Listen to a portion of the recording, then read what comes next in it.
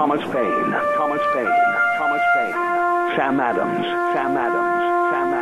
Benjamin Franklin. These men spoke up for what they thought was right. From their courage came such documents as the Declaration of Independence and the Constitution of the United States. From their willingness to speak what was sometimes unpopular but right, we enjoy such liberties as freedom of speech, the right to keep and bear arms, and freedom of religion. There are those who still wish to oppress our freedoms, and there are still patriots willing to stand up and defend life, liberty, and the pursuit of happiness. Men like Zeb Bell, who honor our founding fathers and what they stood for. It's now time for Zeb at the ranch, speaking up and defending your freedoms.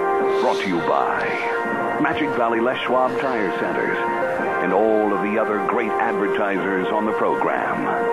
And now, Zeb Bell. We have here the revised judicial oath that the Clintons, both Bill and Hillary, take prior to taking a stand in the courthouse. It reads as follows. We solemnly swear to tell the truth as we know it, the whole truth as we believe it to be, and nothing but what we think you need to know. That is the Clinton revised judicial oath. Good morning, everybody. Here comes Kate Smith and God Bless America, followed by a caller with our Pledge of Allegiance on a Wednesday. Good morning, good morning.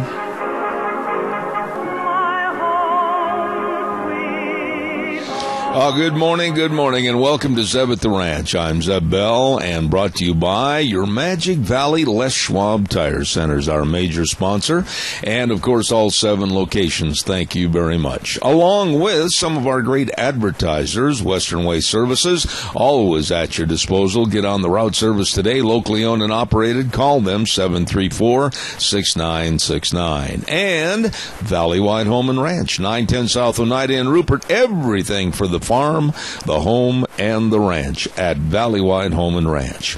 Right now, let's go to the phone lines and have our Pledge of Allegiance. Good morning. Good morning. Hello, Dal. Go ahead, please.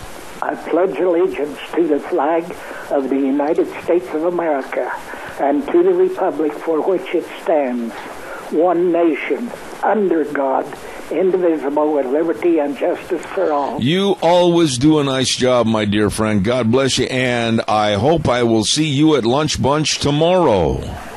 We're planning on being there, and we'll bring some company. Oh, God bless you. Thank you so much. And please... One question for you. Yes, sir. Go ahead. What has become of our illustrious Vice President Joe Biden? Well, he's been on the talking and speech-giving circuit for a lot of the colleges and universities, and he's been every day putting his foot somewhat back in his mouth. That's all I know. I have heard nothing.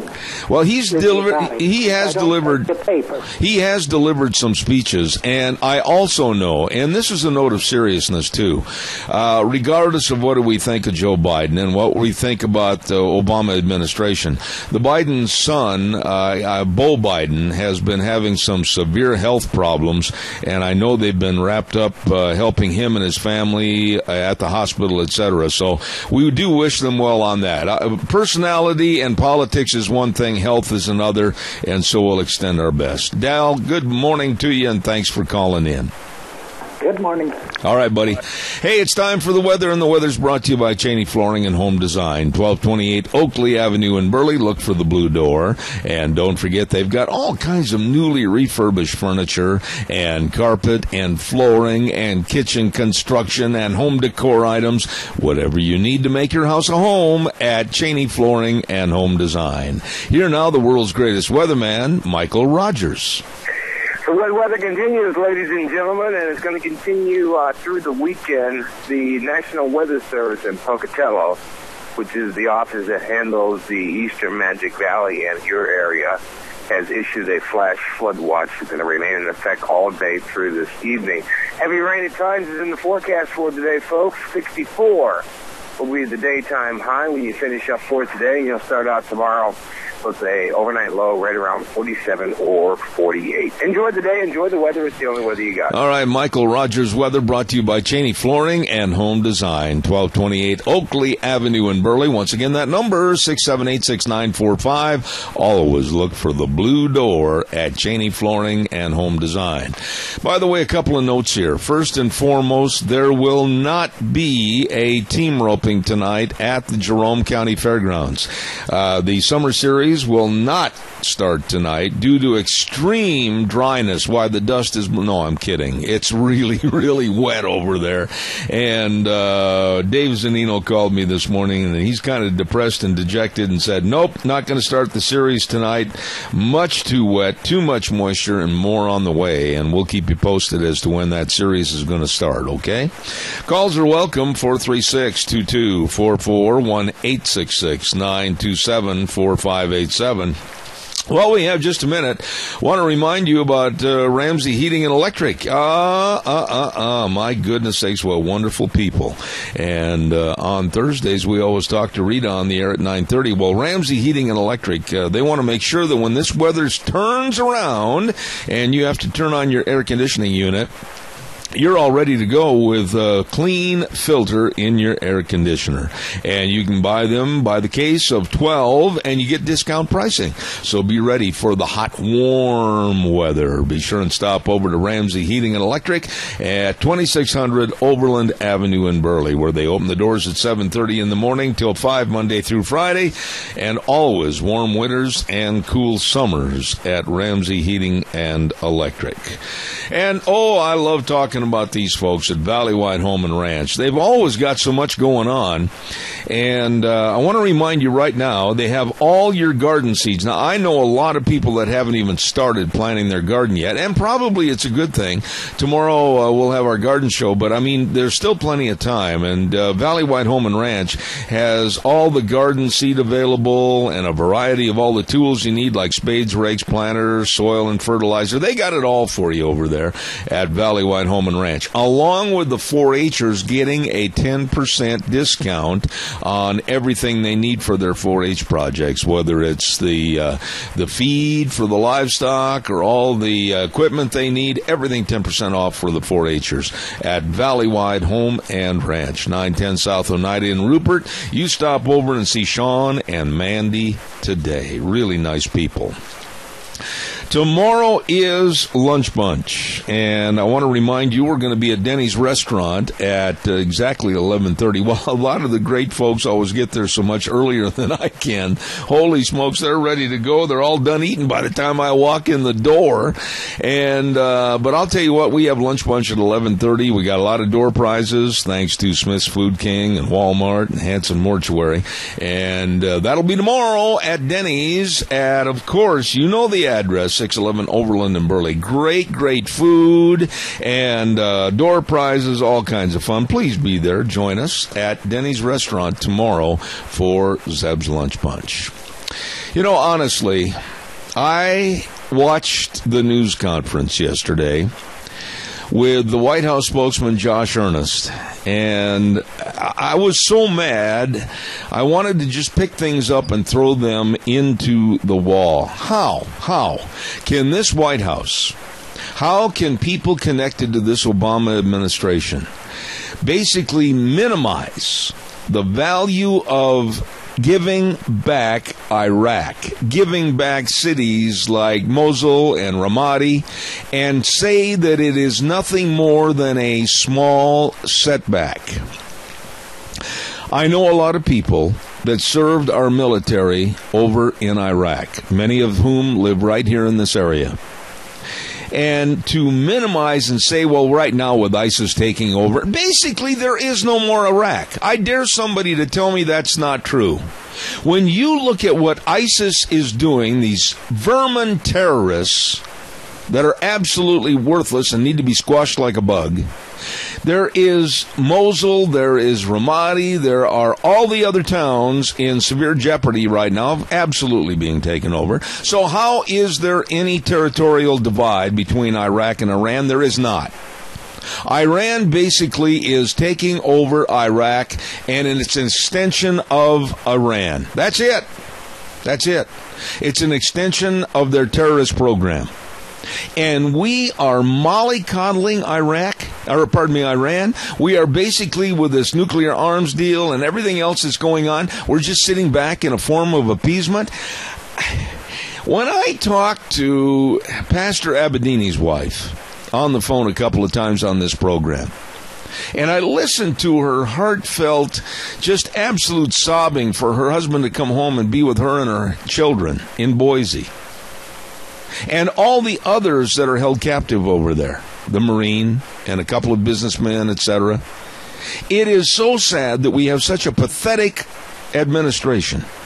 And I'll use those words again for those that are offended by it. Pathetic administration that is not doing anything to make demands on a camel jockey country of Iran and get our people home.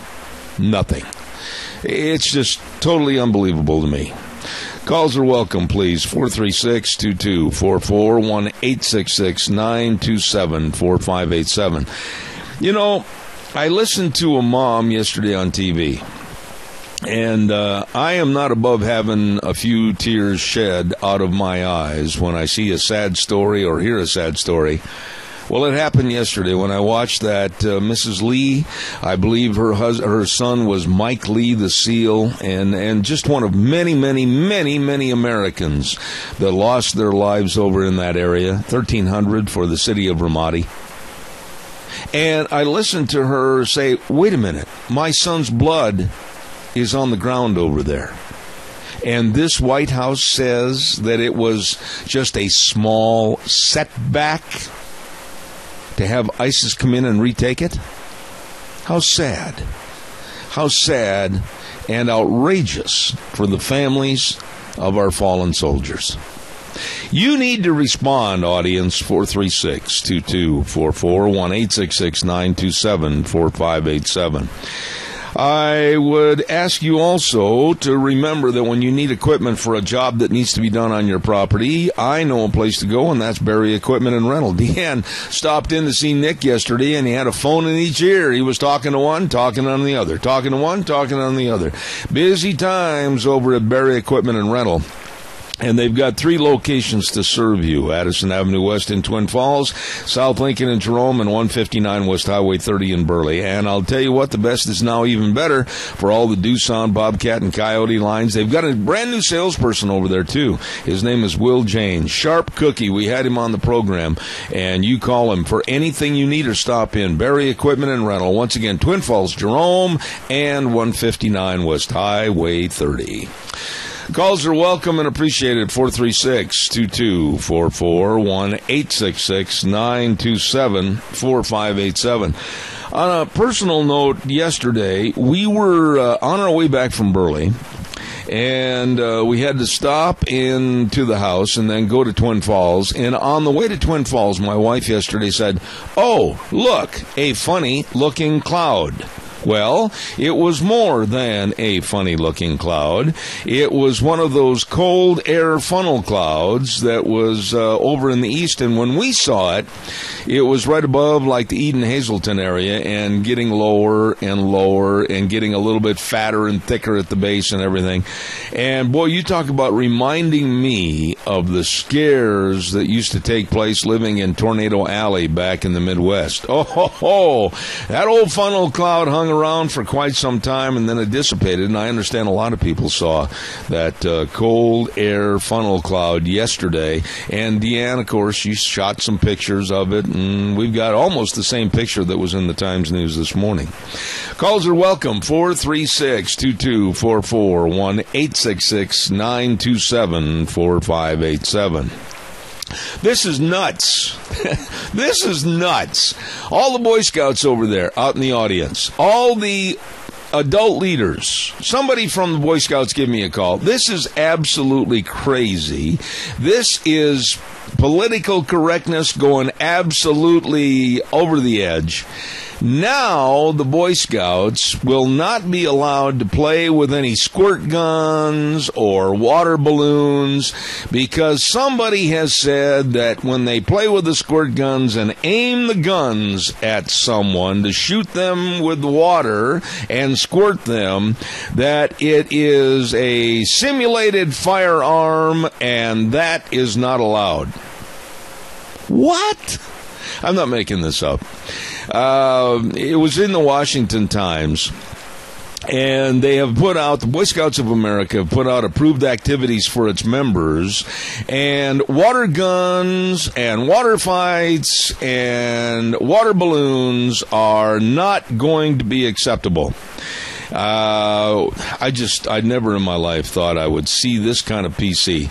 The rule is clarified in the Boy Scouts of America National Shooting Manual, which says for water balloons, use small biodegradable balloons and fill them with no larger amount of water than a ping pong ball, and water guns and rubber band guns must only be used to shoot at targets, and eye protection must be worn all the time, and you will never be allowed to point a water squirt gun at anyone else.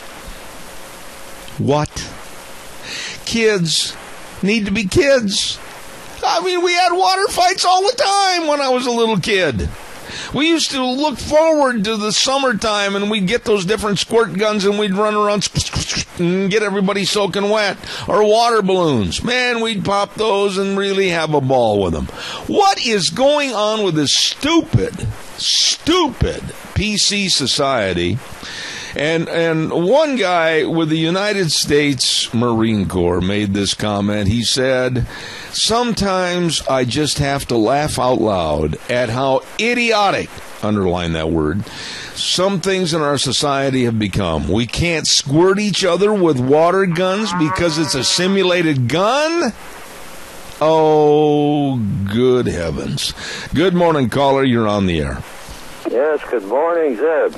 Don't you dare squirt me with your water gun. Suffering from that disease, they call it dyslexia or something, where everything is backwards. Oh, my, yeah. A defeat by the terrorist is a positive thing for the administration. I think this is what that guy is suffering from. Tony, I'm telling you what, I don't know what the plan is. I don't think they have one. I don't think they know a strategy over there. I've listened and talked to back east some of the generals that have been on this program before in private conversations, and they're just shaking their head. They just do not understand how absolutely stupid this administration is. Well, according to the general I watched last night on TV, it's going to take twice as much effort now, twice as many casualties to get the job done at Ramadi. Oh, yeah. You know. Yeah, and I think... What do you do with this guy? You know, with all the mistakes he's made and all the damage he's caused, and he's still president. Yeah. What does it take to impeach somebody? Well, I'll tell you what, I don't know. I don't know how we can exist and go on as the United States of America until he's out of office. And we've still got 610 days left of this clown looking for a circus. That's what he is. Got another year and a half of disruption to this country. Yeah. I have nothing good to say about him, nor will I. I don't like the man at any shape or form or degree. Tony, thank you for your call. God bless you, my dear friend. You're welcome. Bye. Caller number 2, you're on the air. Good morning. Hello? Yeah, talk to me quick. Go ahead. Okay, I'm probably in trouble, Zeb. I had a water fight this morning. Well, good. I took a shower. I tried getting that water all over me because it felt so good. All right, well, I can accept that. And, you know, Jerry, seriously, what has happened to common sense in this country? What's happened to letting kids be kids and play and laugh and enjoy life a little bit? Oh, my goodness, this is nuts. Well, I'll agree it's just plumb insanity. This, you know, what they're doing with a lot of our rules and regulations make absolutely no sense at all. Yeah. You know, water is water, bullets are bullets, and bullets in a gun don't hurt nothing, never will. It's when somebody points them and shoots them deliberately at somebody else. then they do the damage. Well, you know what I'm thinking about doing? I'm thinking about going out and buying every single squirt gun I can find on the market and then organizing a midsummer water squirt gun party. Honestly, I'm thinking about doing that just as a rebuttal to the stupidity that's going on in this country.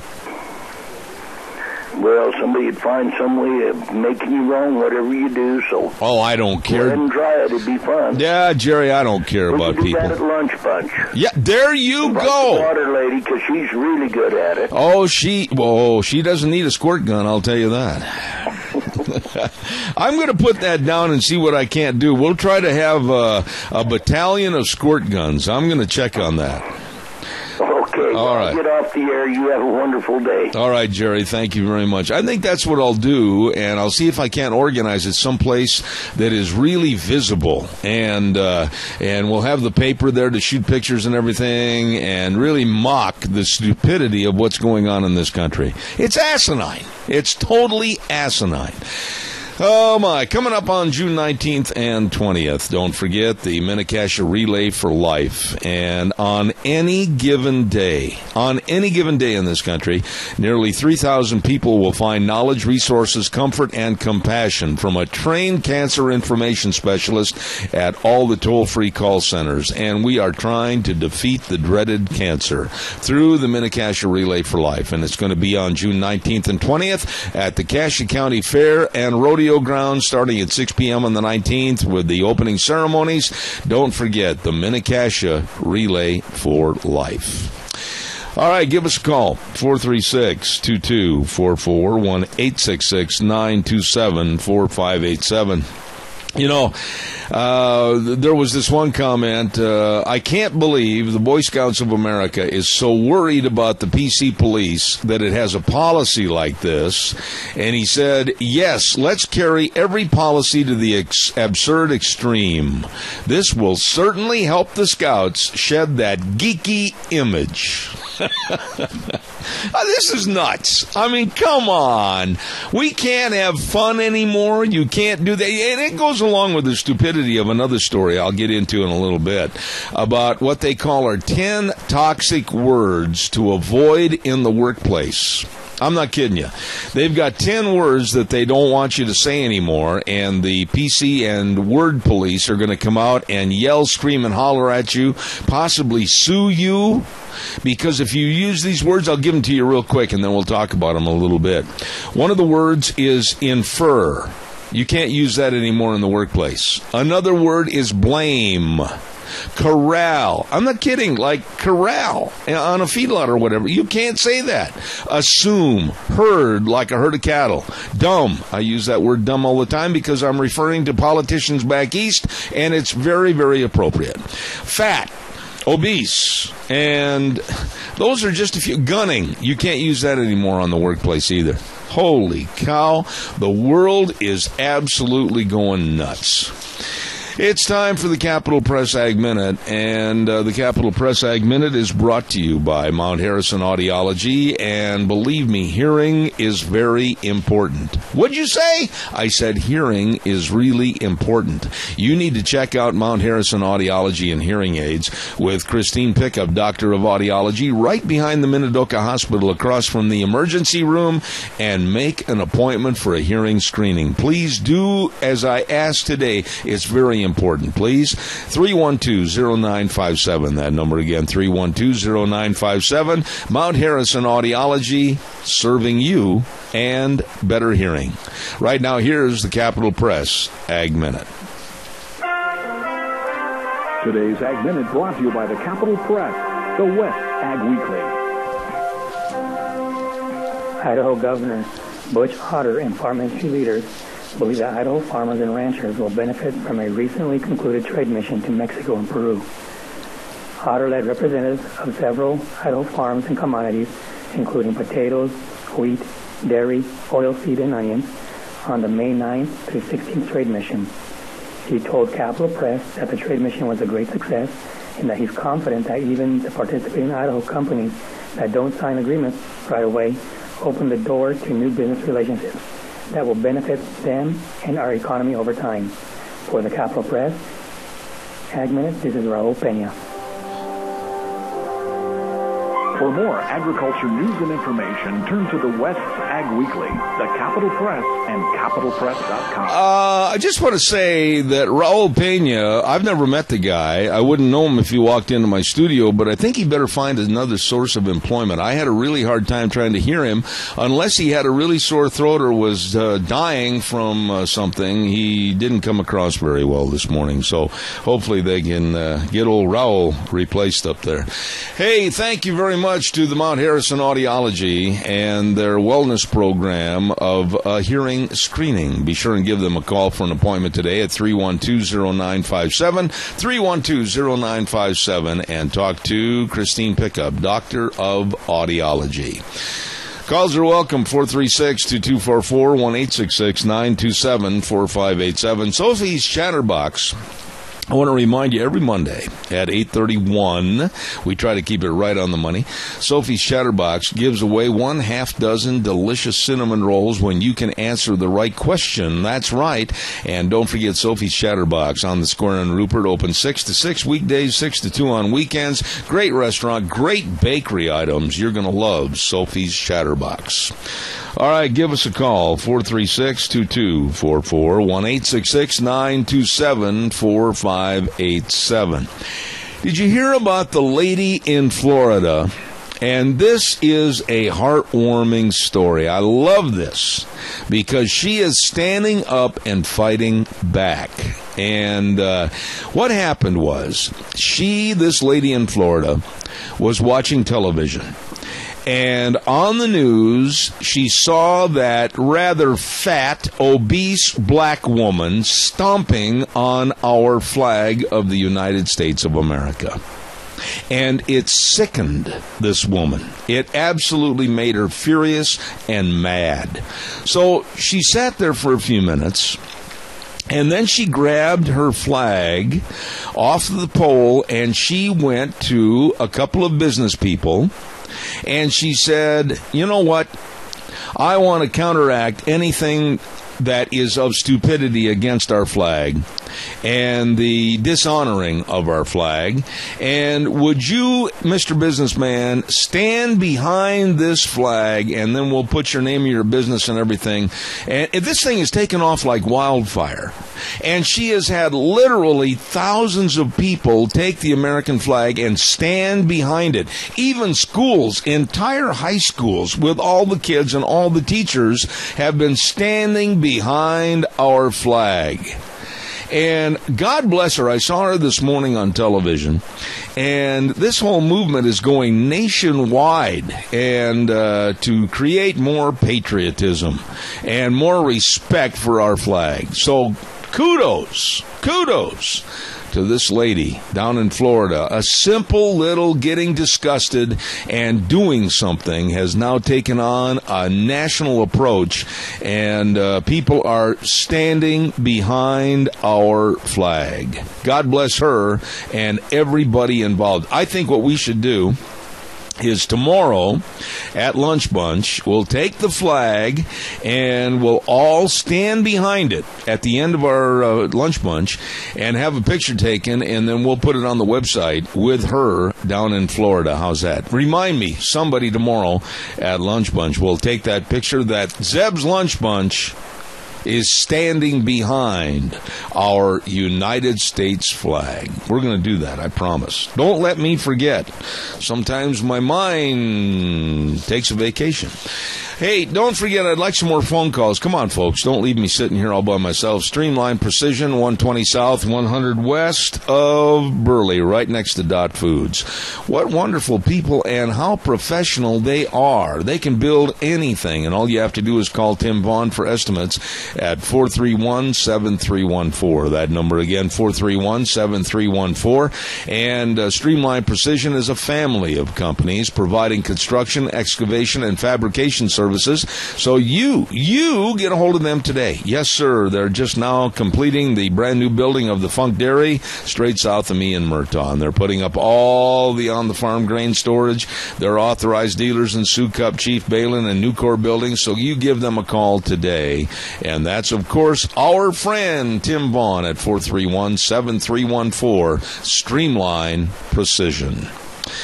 All right, your turn. Give me a call. Come on, 436-2244, 1-866-927-4587. Back to these words that you're not supposed to use in the workplace anymore. The word infer. You're not supposed to use the word infer anymore because the word infer tells everyone in the office you have not done your homework. What? You're not supposed to use the word blame in the office setting anymore because when you say blame, you are generating quite a bit of buzz, and it's one of those loaded words that you can't use in a healthy way. Oh, brother, listen to this. You can't use the word corral. Why can't you use the word corral? Because someone might feel it's offensive because we corral cows, not people. Oh, boy. You can't use the word assume. Avoid saying the word assume because it lets people know you are still making up your mind. Boy. And the word herd, H-E-R-D, you can't say that anymore because the minute you say you are hurting anything, someone could be offended. Now, stop right there.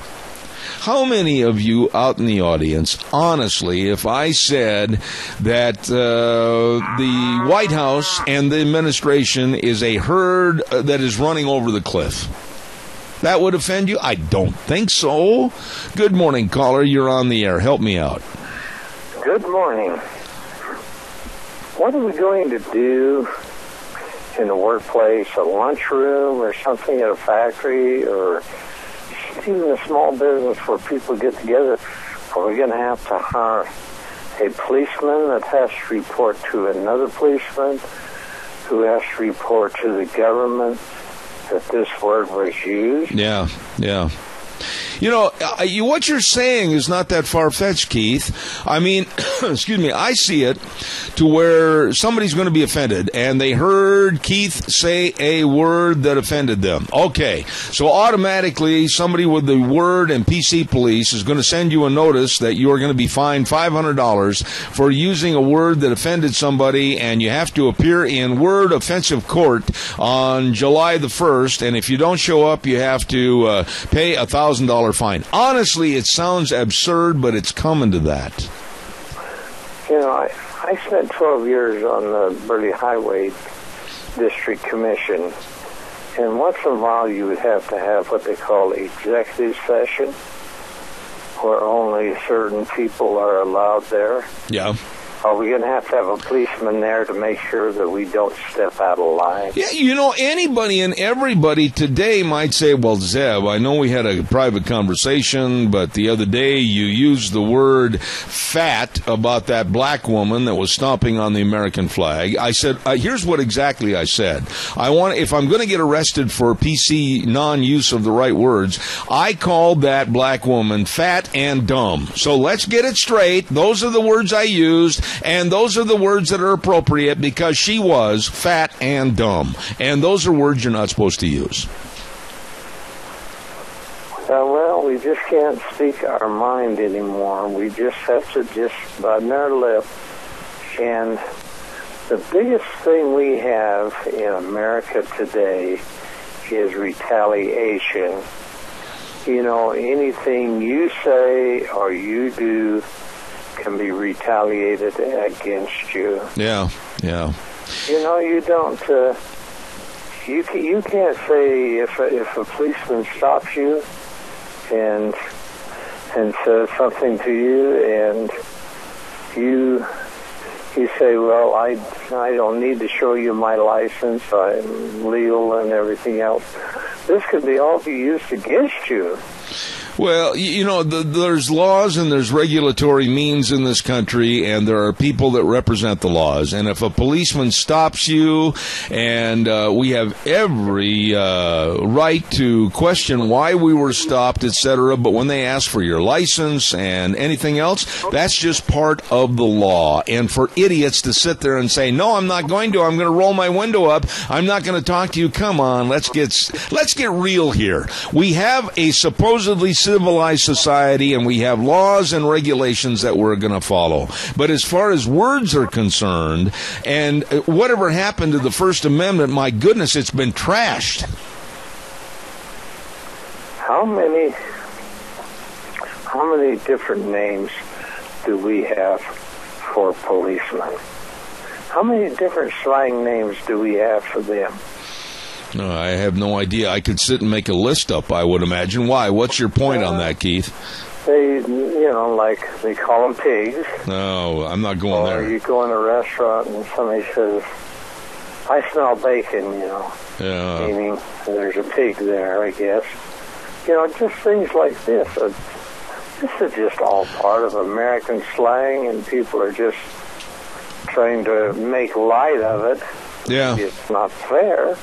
Well, I appreciate your call on that, but I'll tell you what, out of respect, I will never say, I've used the terminology cops. I've said cops this, cops that, and I don't even like that. They are the police force, or they are of the sheriff's department. I think that's respectful, and I think that's the way it should be. Keith, I got another call. God bless you, man. Thank you so much. And I respect every policeman that's on the street, unless he acts inappropriately, and I've never had one do that to me. All right, sir. I appreciate that. God bless. Thank you very much. Bye-bye. Caller number 2, you're on the air. Go ahead, please. Well, good morning, Mr. Bell. How you doing? Well, good. How are you? I am just finer than fuck here. Thank you very much. All right. What can I do for you? I'm going to ask you to speak up a little bit. I'm having a hard time hearing you, please. Okay, I'm on my cell phone. I'm sorry. Okay. Zeb, I think our morality and all these protesters, and it's all due to taking God out of our country, God out of our school. These leaders that we have right now have no idea how to run a country. They can post their own dadgum checkbooks. I agree with that. You're not going to get an argument out of me. I think we've got a man that is president of the United States right now that wouldn't qualify as far as his biography and his resume to even be elected as a dog catcher. Well, I wouldn't trust him with my dog. That's a good point, yes. I mean, literally, these people are they're adept at lying. I think they go to a special school to learn how to lie and deceive the people of this country. And, what a slap in the face for all the fallen soldiers that have died protecting the freedoms that they are destroying. And the sad thing about it is, our younger generation, unless we, you and I, teach them, they're not going to know any different than what it is today. Yeah, and that point is so well taken because of what's going on within the public school system across this nation to minimize the value of our flag, our Constitution, and our values here in the United States. I could not agree with you more, and it is going to take us. It is going to take all of us to stand up and say enough is enough. And if you think for 5 seconds that I, as a radio talk show host, would abide by these words that you can't use, I will not minimize what I say or use on the air as long as it is in a decent manner and they are not words that are considered to be expletives. I will continue to use these words. Whether the words are herd, dumb, fat, obese, corral, whatever, you're going to hear them on my program and nobody is going to stop me. Good for you, and you know what? We're behind you. All right. Appreciate your call as always, my dear friend. I'm just going to take a second to thank you and all of your listeners for all the support to the families and to the soldiers who have died. You do a lot for the veterans, Zeb, and you need to be and thank you very much. Well, I appreciate it, but only on this part, that my appreciation means that I am absolutely committed to doing more in the future. When it comes to our military and our servicemen, anything they want on this program, they will receive. Thank you, Donna. God bless you. Thank you, Zed. Have a great day. All right. I mean that, too. Caller number 2. I know you're waiting, and I've got to get a weather in here real quick, so please have patience with me. Don't curse me. Don't cuss me. Don't use bad words. Use whatever you want. I don't care. I'll be right with you, I promise. Stay with us. And the weather this hour is brought to everybody by Ramsey Heating and Electric and Qualified Lennox Home Comfort Systems. Whether it's a gas furnace, an air conditioner, or a heat pump, you and your family will enjoy the comfort of Lennox through Ramsey Heating and Electric. And right now, here's Michael Rogers' weather. Hello, everyone. Michael Rogers for the Ranch. Our forecast today, a wet one, as I stated yesterday, is going to be wet also for tomorrow. Forecast for today calls for rain heavy at times, 64 for the high, and we're looking for temperatures in the mid to upper 40s for the overnight low. There is a flash flood watch in effect issued by the National Weather Service in Pocatello, Idaho for today. That'll be remaining in effect throughout much of this evening, but otherwise the wet weather continues. Have a great day. Enjoy the weather. It is the only weather you've got. All right, Michael, thank you very much. And the weather brought to you this hour by Ramsey Heating and Electric and Lennox with their home comfort systems. And you be sure and check it out today at Ramsey's 678-0459. Caller, good morning. Thank you for your patience. Hey, Zeb, this is the Chief. Yeah, Chief. Hey, I was going to talk to you about ISIS. All right, real quick, go. They're over there, and the whole deal over there was like Vietnam. You know, the government gets us in a fix, gets a bunch of people killed, and then it's unfortunately turns out to be all for nothing. But ISIS is praying that we go put boots on the ground over there, because they're not a bunch of ragheads running around. A lot of these are former officers in the Iran's army and former Iraqi soldiers. So they're pretty well organized, and the thing is, we have to remember is, under that Sharia law, a lot of those cities, it's just a matter of time before those people get tired of being under their thumb. Mm-hmm. So if we use a little patience, we might turn out okay. And it's all tribal over there. The reason it failed was because the Sunnis didn't want to fight for the Shiites. They put the government in there as a Shiite government, and it didn't work. And the thing is, where we have so many countries over there that are just dirt poor refugee camps by the thousands and thousands, is they go over there and they say, well, hey, I'll offer you a wife, and I'll give you a couple $100 every month and a rifle, and we're all a brotherhood. You join up with us, and they are recruiting these single males and stuff that have nothing to do, no job, hang around by the millions, literally. Yeah. They're flooding in there, and so let's stop fighting our wars for Saudi Arabia and think about what we're doing. Well, I appreciate your opinion on that, Chief. I'm going to make some comments in just a moment. I got to do a quick commercial, but thank you for your call as always. I do appreciate it. Thank you. God bless. I want to respond to that in just a moment, but right now I want to remind everybody about Burley Physical Therapy and Rehabilitation. Oh boy, have they got some great options for you with a great, very, very intelligent and knowledgeable staff about all the sports medicine exercises, all the exercises, hydrotherapy pool with the treadmill in the bottom. I mean, they can help you get back to being you. That's what it's all about. Nick Greenwell and the rest of the staff over there at Burley Physical Therapy and Rehabilitation can help you. They will help you at 1263 Bennett Avenue, Suite 2 in Burley. The number to call for an appointment, 678-1191. That number again, 678-1191.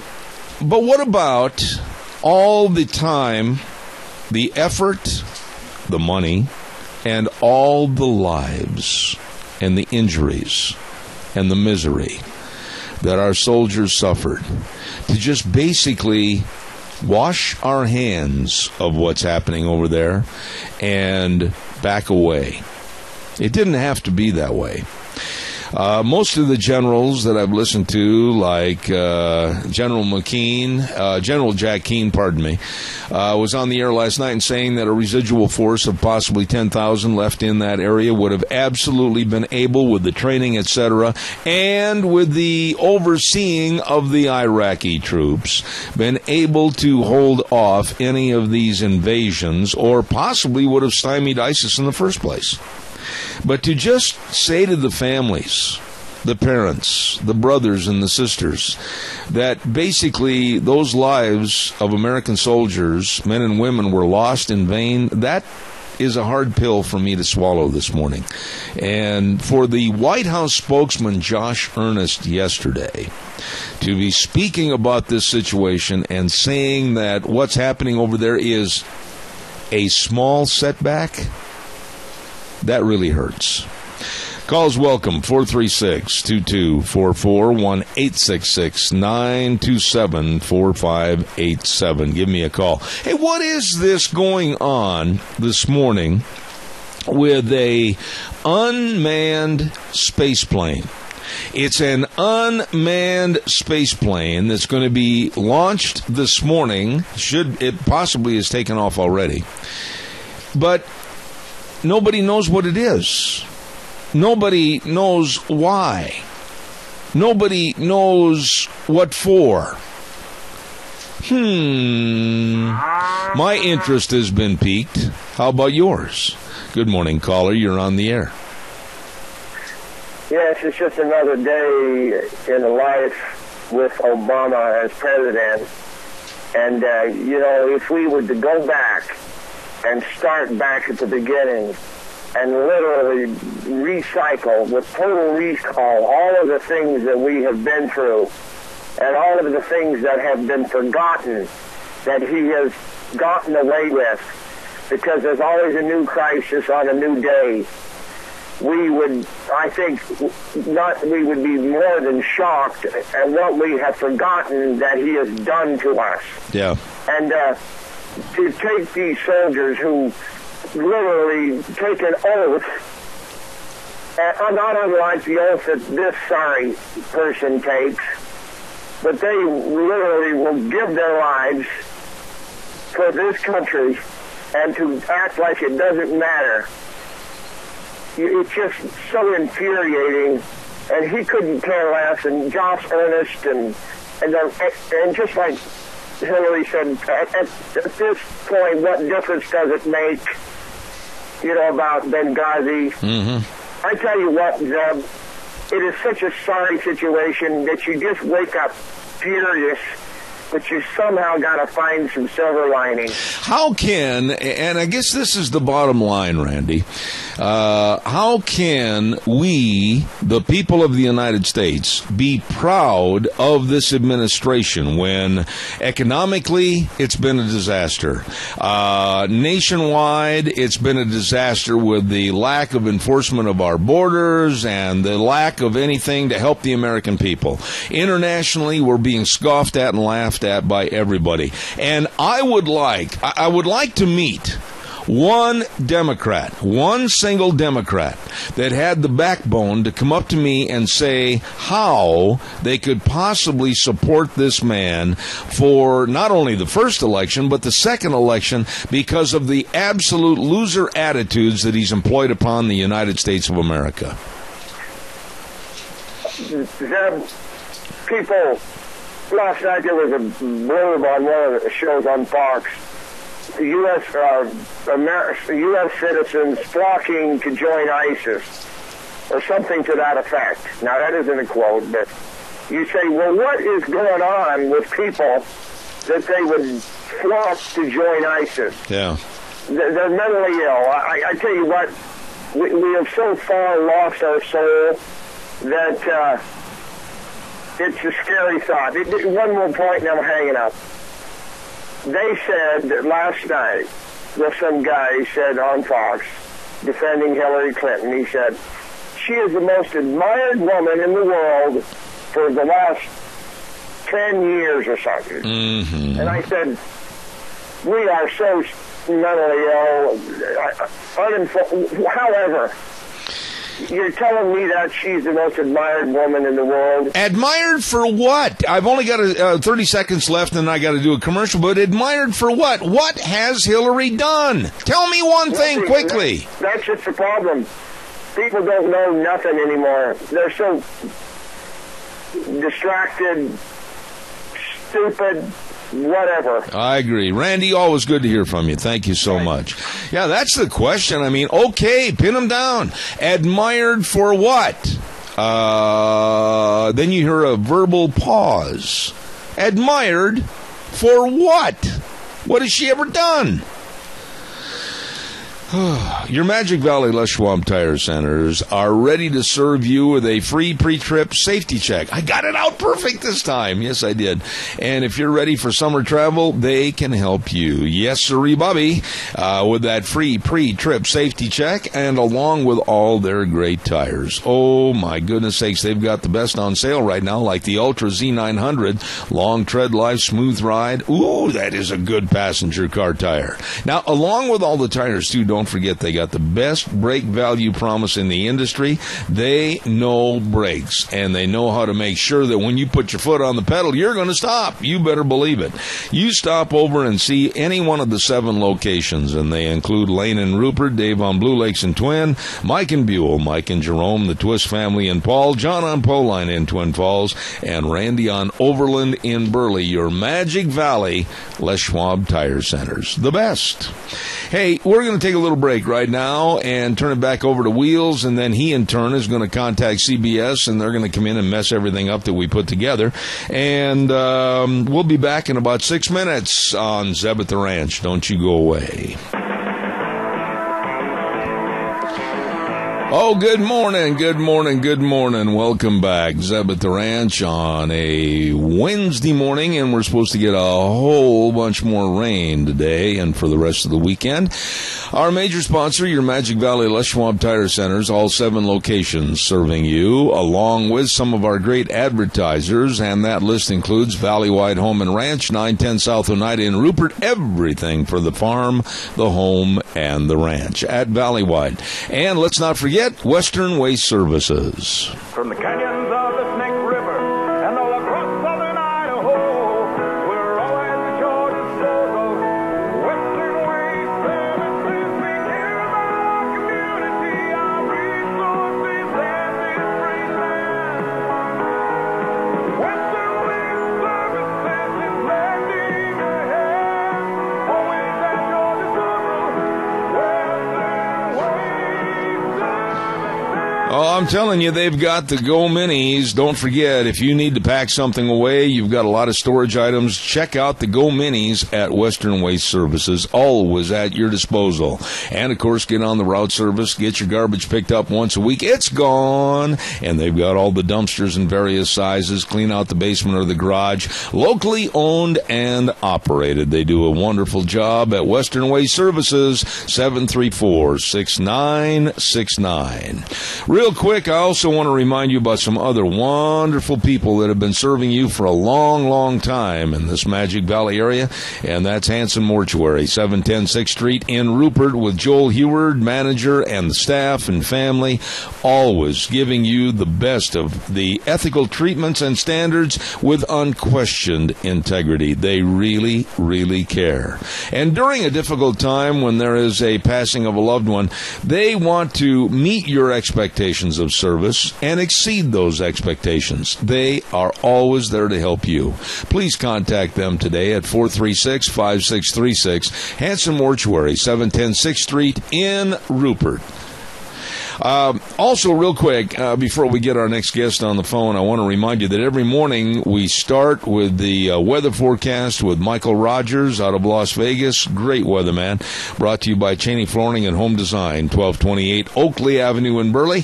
And look for the blue door. Number to call, Cheney Flooring and Home Design, 678-6945. For all your carpet and flooring, kitchen construction, everything to make your house a home at Cheney Flooring and Home Design. A dear friend of mine on the program this morning, and I want to say good morning to Mr. Dave Bego. How are you? I'm doing great, Zeb. How are you doing? Well, I'm doing a lot better than we were last week. Now, I want to apologize on the air to you again. I feel so bad. We had the engineer over here, Jerry Thaxton, and we were trying to fix some equipment and everything, and my mind was sometimes discombobulated to where I didn't keep up with what was going on. I apologize, but thank you for coming back on the program this morning. How's everything in Indiana this morning? Oh, it's great. It's kind of cold here, though. I think we got up this morning, it was like 44 degrees, and the wind chill is about 34. We're ready for summer, not winter. Dave, I read your latest blog, and excellent blog, The Devil at Our Doorstep, and regarding labor unions and the hypocrisy of these unions when they purport that they are all in favor of the members when in essence all they're interested in is lining their own pockets. Why don't you give us an overview of this latest blog? I thought it was one of your best. Well, it's interesting, Zeb, and I want to preface this by saying, as I describe in my book, I'm not anti-union. In fact, I think the unions do have their place in some places, but they got to understand that they should be taking care of their membership, not trying to pad their pockets or grow just for growth's sake or their political agendas. And the other part is that I'm getting a lot of this information from across the country, believe it or not, from employees who are tired of being abused by the unions. Mm-hmm. And they send me stuff on a regular basis because they know that I'll help expose some of this to help them. And that's what this is all about. And there's three instances in this blog. One with the UAW. Actually, they've got a couple. One with AFSCME, and the last one, the union I fought, the SEIU. And the UAW, you can tell how desperate they are by the fact that, they've been trying to organize the VW plant down in Chattanooga, and they've been going after Boeing down there in the Carolinas and other people in the Carolinas. And even though the members have voted to get rid of the union, the UAW is coming back and trying to force legal action to cancel their decertification. And, Zeb, you look at this and go, why are you doing this? You're supposed to be for the people, not against the people, and you're forcing them to stay with you and costing them money and frustration and time. And, and then on top of it, with these things going on down there, it just came out here in Michigan, and I got sent that article by somebody, is that the UAW and GM is looking at going to $10 an hour, third-tier wage rate, when they're out there politicking all the time and going after businesses and that, they're saying, well, we got to raise wage rates like they're doing with the Fight for 15 McDonald's and stuff like that. And this is just the first story, Zeb. Well, one of the sentences that really hit me in your blog was in the second page, in the second paragraph, where you said, but rather the fundamental transformation of the United States of America to a socialistic/communistic country, because it's all about control. And right there, that sums it up. It's not about helping the wage earner. It's not about creating a better living condition for the families. It's all about dues-paying members that are going to pay into the company store, and the unions will have total control. Is that what you're saying? I agree. Well, that's exactly right. And to take it a step, are in bed with this administration, and this administration has the same philosophy, and that's what they're trying to do to this country. I mean, let's just look what's going on with all the riots across the country and the problems we're having out there, and now Obama wants to disallow police forces for having armored cars and vehicles and other stuff to protect themselves, and he's talking about a federalized police force. That's not coincidence. The SEIU has stirred up a lot of this stuff so that he can go out and try and pass these type of laws and make these type of statements. It's not coincidence, and the American people need to wake up. But the waking up part is what's really bothering me more so this morning than ever before, because I don't see a populace that's willing to stand up, speak up, and do something about it.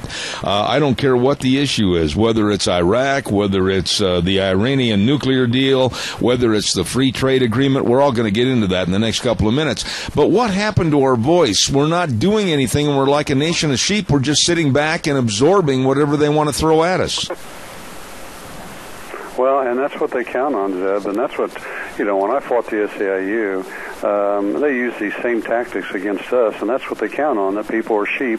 They're gullible, they're naive, and they'll go along so that they don't have to fight the issues, and, of course they're intimidated by some of it, and that's what's going on in this country, and we've got to get more people to stand up and get our politicians in Washington to stand up, and I've said this many times, and go on the offensive and go after this administration and their supporters like the big union bosses.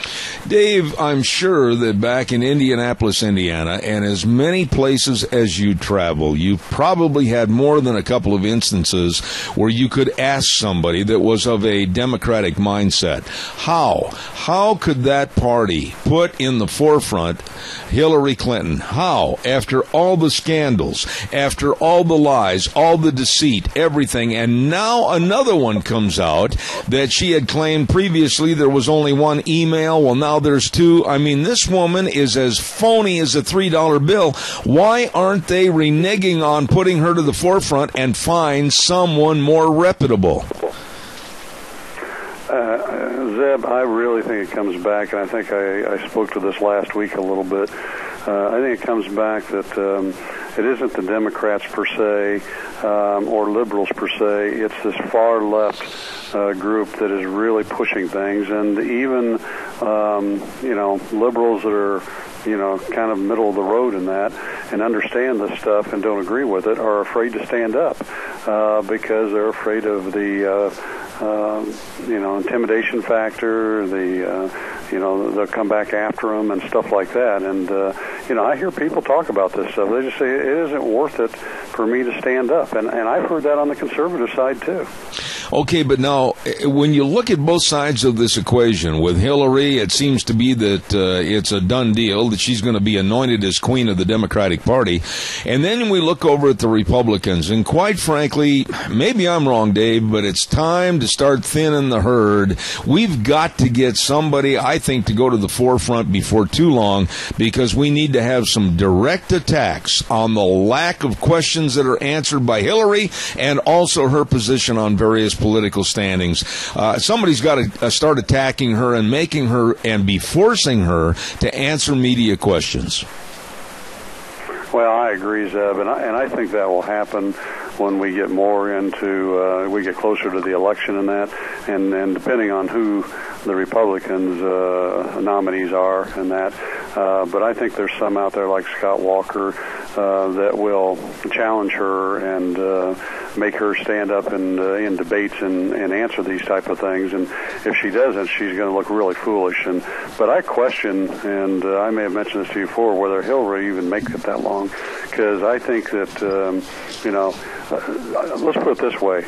I wouldn't hire her to work for my company because I wouldn't trust her to take care of her responsibilities and our people, our employees, our customers, and people like that. And I think the American people and the left are going to wake up to that fact. Dave, I want to ask you something this morning, and maybe you and I might be a little bit opposed on this. I don't know, but I have been speaking out against the free trade agreement that is really being pushed right now, and there's a resurgence of trying to have it go back through the Senate again for another vote. What are your thoughts about this free trade agreement? Because my own personal thoughts are it's going to be dangerous, very dangerous for all of us here in the United States. Well, I understand obviously that they're trying to open up opportunity for American jobs, but the other side of it is it's giving way too much latitude to the President of the United States in how it's handled and what he does with it. And I never agree with that. That's why our forefounders founded, the trilateral system in this country, and we need to keep that in place. We can't give a guy executive orders all the time to take care of things, and the unions are in favor of it, obviously, but again, they're buddies with the guy in the White House.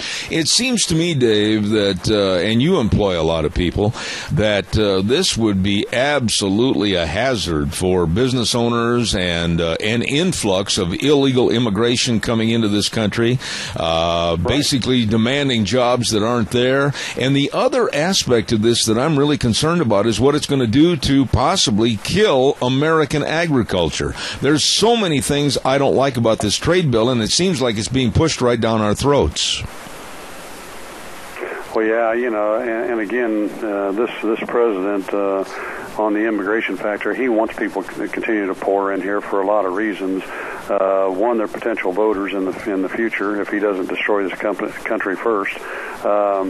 Secondly, is that the unions want it because they want him to give them amnesty so they can, unionize him, and then at that point.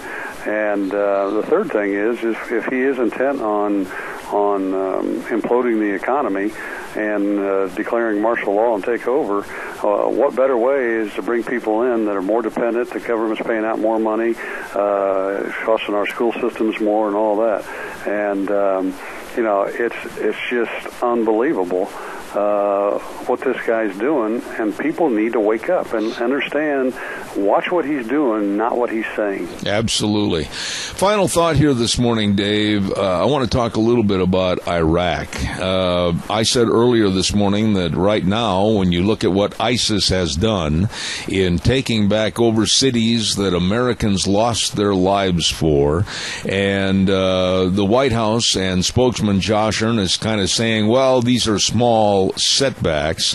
The families, the brothers and sisters, the moms and dads, they're absolutely outraged as to the attitude of this administration and the mess that we have over there. Iraq is almost not in existence anymore. It's almost been consumed by Iran. I don't see how this problem can be solved. What are your thoughts? Well, no, I think it's too late now, unfortunately. This president is taking off a hands-off attitude, and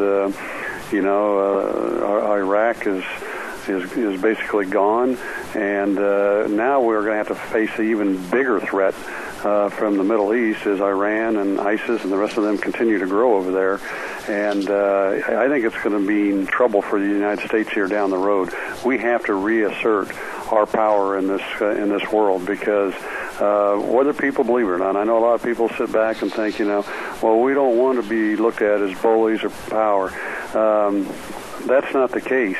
You have to stand up and punch bullies in the nose, just like we did with the SEIU. And the United States has to punch bullies like Iran and ISIS in the nose if we are ever going to keep this a peaceful world. But what is the strategy? I don't see any strategy. I listened yesterday and watched on the news, listened to the radio programs, etc., of all the generals like General Jack Keane, retired, shaking his head on television and just absolutely looking forlorn as to a lack of strategy, a lack of planning by this country. What is it? All capitulation? I don't see any straightforward chin-out attack on the bad guys. Zev, this president doesn't want to.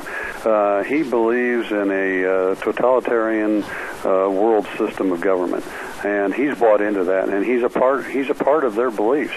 And he's just going to sit back and let the United States suffer and be attacked and succumb. And like I say, this is not all coincidence. You've got to look at all the things going on and connect the dots. And who this president, who he's buddies with, part of. It's kind of like the SEIU. I've told people this president has spoke in front of the SEIU and told them he's been a part of them his whole adult life, worked with them and organized with them, and they're going to paint this country purple.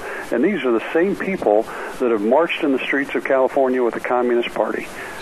Come on, America. Let's wake up. You know, and I'm not going to throw all the mud on Obama and his staff. I'm going to put a lot of the blame, Dave, on our congressmen and senators, regardless of the party, because where is the courage? Where is the backbone? Where is the standing up for their constituents? Zeb, I'm with you 100%. I've been saying that. They have to have backbone. They have to go on the offensive. And I think people get tired of hearing me in that. But, you know, to me, it's so apparent. I've seen it before. I've gone through this stuff in my life. I went through it with the SEIU. And, you know, these people are hypocrites. As I talk in my blog, you know, and I didn't get to the SEIU part of the story, but, you know, they're having an election out there for officers. And, you know, the SEIU and all the unions always spout, hey, we always got to use union vendors and union shops and everything to do any work for us. And the SEIU went out and had all their ballots and material printed by a non-union shop.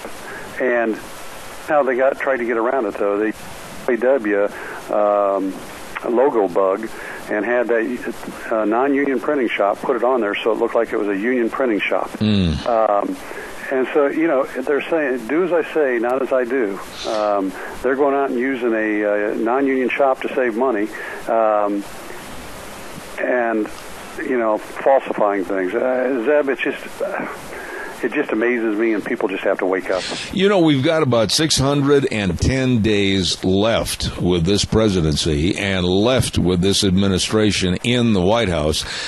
I don't know, Dave. I feel like our heels are on the edge of the cliff, and we've got somebody trying to nudge us over the side. I just don't know in the next 610 days, with all the personal use of the phone and also his pen, how this country, our Constitution, and our value system is going to survive.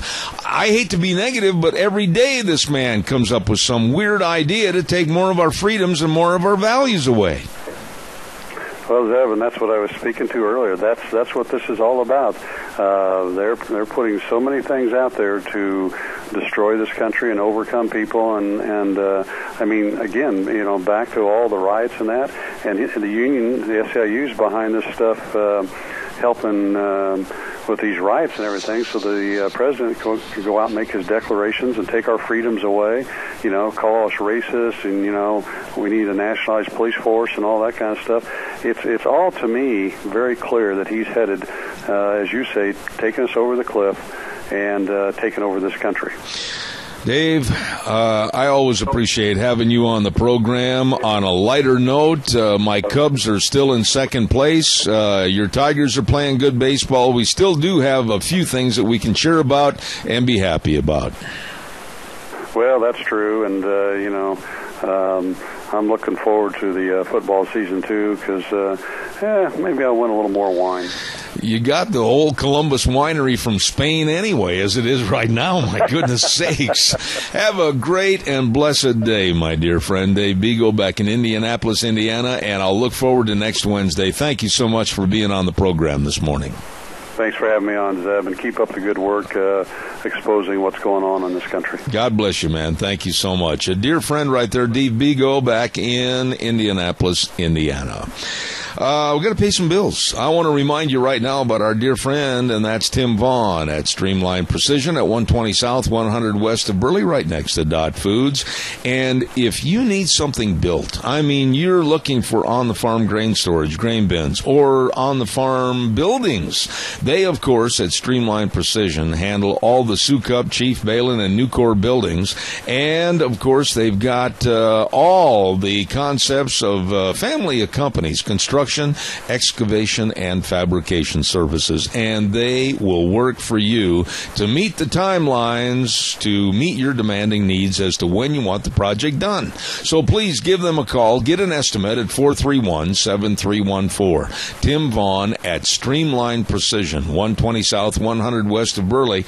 And, oh, by the way, too, they got all those great big dirt hauling trucks with the big side dumps. They can take care of all your dirt hauling needs, and also the big rigs for handling your farm equipment going from field A to field B. Just give them a jingle, 431-7314, Streamline Precision. Don't forget, too, the Relay for Life, Mini-Cassia Relay for Life, coming up on June 19th and 20th at 6 p.m. at the Cassia County Fairgrounds, starting with the opening ceremonies and so much more on those 2 days, June 19th and 20th. And don't forget, cancer never sleeps. It does not discriminate, and no one is immune. And we're trying to garner all the funds we can to fight that dreaded disease of cancer through the Relay for Life, Mini-Cassia Relay for Life, June 19th and 20th at the Cassia County Fairgrounds.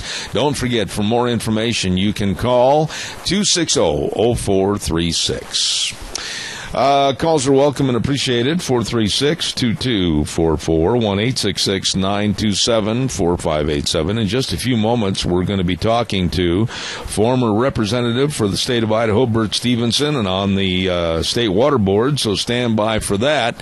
While I have just a moment, I also want to remind you that a lot of people are getting ready for fun outside this summer. And they're going to stop over to Let's Ride, Highway 24 between Rupert and Heyburn, and check out all the ATVs. Man, oh man, if you don't have an ATV, now's the time to get one. Better weather, sunshine, and you can head for the hills and enjoy all of southern Idaho. And don't forget, too, they've got all the watercraft. Lots and lots of watercraft over there, and great selections at Let's Ride. 270 Highway 24 between Rupert and Heyburn, and they've got a wonderful, wonderful service department over there waiting to serve you at Let's Ride, where the fun is sold. You can give them a call, 436-4771. Also, our thanks go out to Dean Cameron, Todd Siemens. They are dedicated to serving your needs with your insurance coverage, life insurance, health insurance, retirement planning, employee benefits. They are the best. Very devoted to serving you, so please give them a call and make an appointment today. I stress that. Make a call and get an appointment at 436-4424. 436-4424. Cameron and Siemens Insurance, Highway 24 in Rupert. Right now, we're going to go to the phone line, and I get a chance to visit with a very, very dear friend of mine, Bert Stevenson. Good morning, sir. How are you? Well, Zeb, I'm a little confused here. I really don't have anything to complain about this morning except the rain. And last week I was complaining because we didn't have rain. Can you imagine what kind of a character I am? Well, I'll tell you what, it's nice to have this rain, but I'm about ready to say enough is enough already. Bert, I've got a favor to ask of you. If you're on the speakerphone, could we turn the speakerphone off and just use the handheld? Would that be all right, sir? Is that better? Oh, much better. Thank you so much. God bless. Okay. Bert, what about all this rain? Let's start from point A and work our way through the alphabet here. Has this rain and the prognostication of much more coming in the next couple of days, what has it done to help our water situation? Well, Zeb, any moisture we get now, it's been kind of spotty. People over south of Burley's had, some areas there have had over 2 inches. Out here where I'm at, we've got about an inch and, not quite an inch and a half. But what it's allowed us to do is people to shut off their wells and to save some of that water. Now, one of the things that is really frustrating to people, and I don't know how to, that's one of those things where we've worked on for years and still haven't been able to resolve, and that is, you have noticed going past Milner Dam the last week, we got about 2,000 CFS of water going past there. Mm-hmm. That's flow augmentation, and I don't know how to. If I could be king, I could solve that problem. Okay. That's 100,000 acre feet of water that goes to flush the salmon. nobody's really sure how much good it does or how much it doesn't do. Is there any way, and I'm going to ask Wheels over at the station to turn Bert up just a little bit, Wheels, if you could. Is there any way that there could be a revocation of that deal, if you will, to use the water as a fish flush? It's absolutely asinine, in my opinion, when we're looking at drought conditions all over the West, that we have to flush the river for the fish. Well, we've tried to work. You got two federal agencies. You got both of them in the Department of Interior. You got the Bureau of Reclamation and Fish and Wildlife. Fish and Wildlife say we've got to have it, and of course, who has the ear of all of those people? It's your environmental people. Mm-hmm. Now, a year like this, when we know that there's going to be a shortage, and next year could even be worse. But the amount of water we have to send down is based on how full the reservoirs are on April 1st, and then they have a curve that they follow on. I see. All right. Now, what about the water deal? The story in the paper the other day, Bert, said, and it was written by Michelle Matthews of the Times News, it said 8 things to know about the new water deal, groundwater and surface water users. What's going on with their battle over water? Has it been solved? Are there answers? What's going on? Well, Zeb, that's one of those things you go into a meeting with, and everybody agrees it's going to be confidential.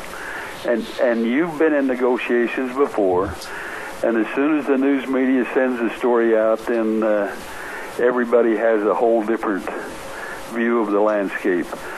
And the one thing I can tell you that they're still doing, and they're trying to work out a solution for this year, and then a long-term solution.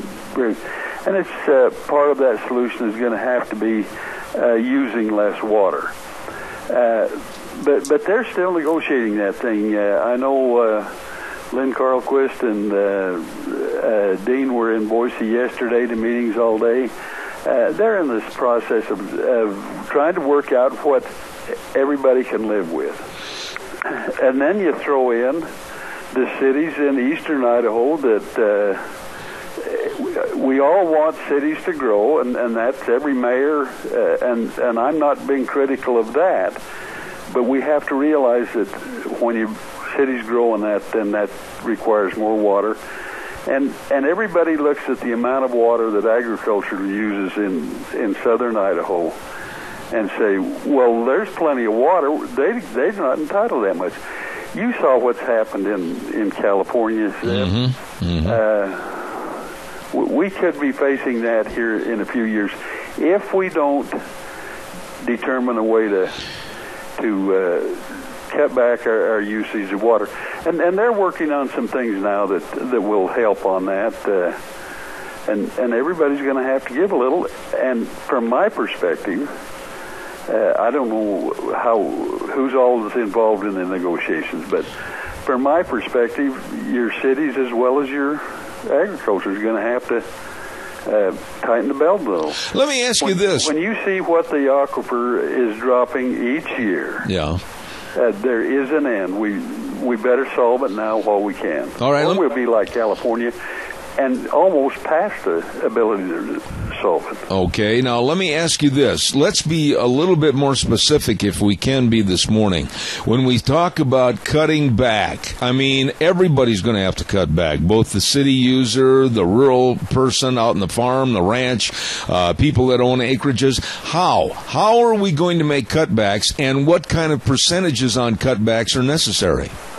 Well, and that's what they're negotiating, is what the percentages will be, Zeb. And so that part I'm not privy to yet, and that may be some of the discussion we have this afternoon. I can go to Idaho Falls, and we'll have water board meetings up there this afternoon, tomorrow, and Friday. Mm-hmm. And I'm sure we'll get an update of kind of where those are at. But they're still in negotiations, so nobody knows. The one thing that everybody's worried about is what happens if people won't do it. Yeah. then you bump up against a property right. But you're looking, and if that's and that becomes the last option, then those with junior water rights, and could be anybody that had water rights after 1975. Mm-hmm. If people won't voluntarily do it, then that's where we could end up.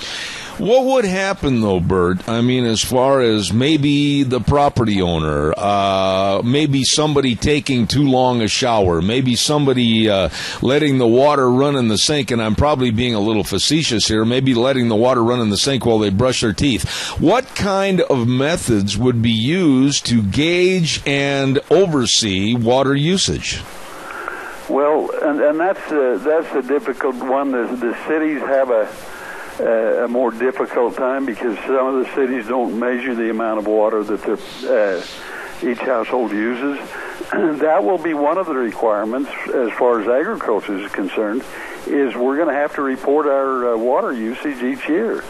And what they're trying to do with this negotiation, Zeb, is we're trying to build a solution to the long-term problem rather than just get us through this specific irrigation season. I think we've got it worked out pretty well.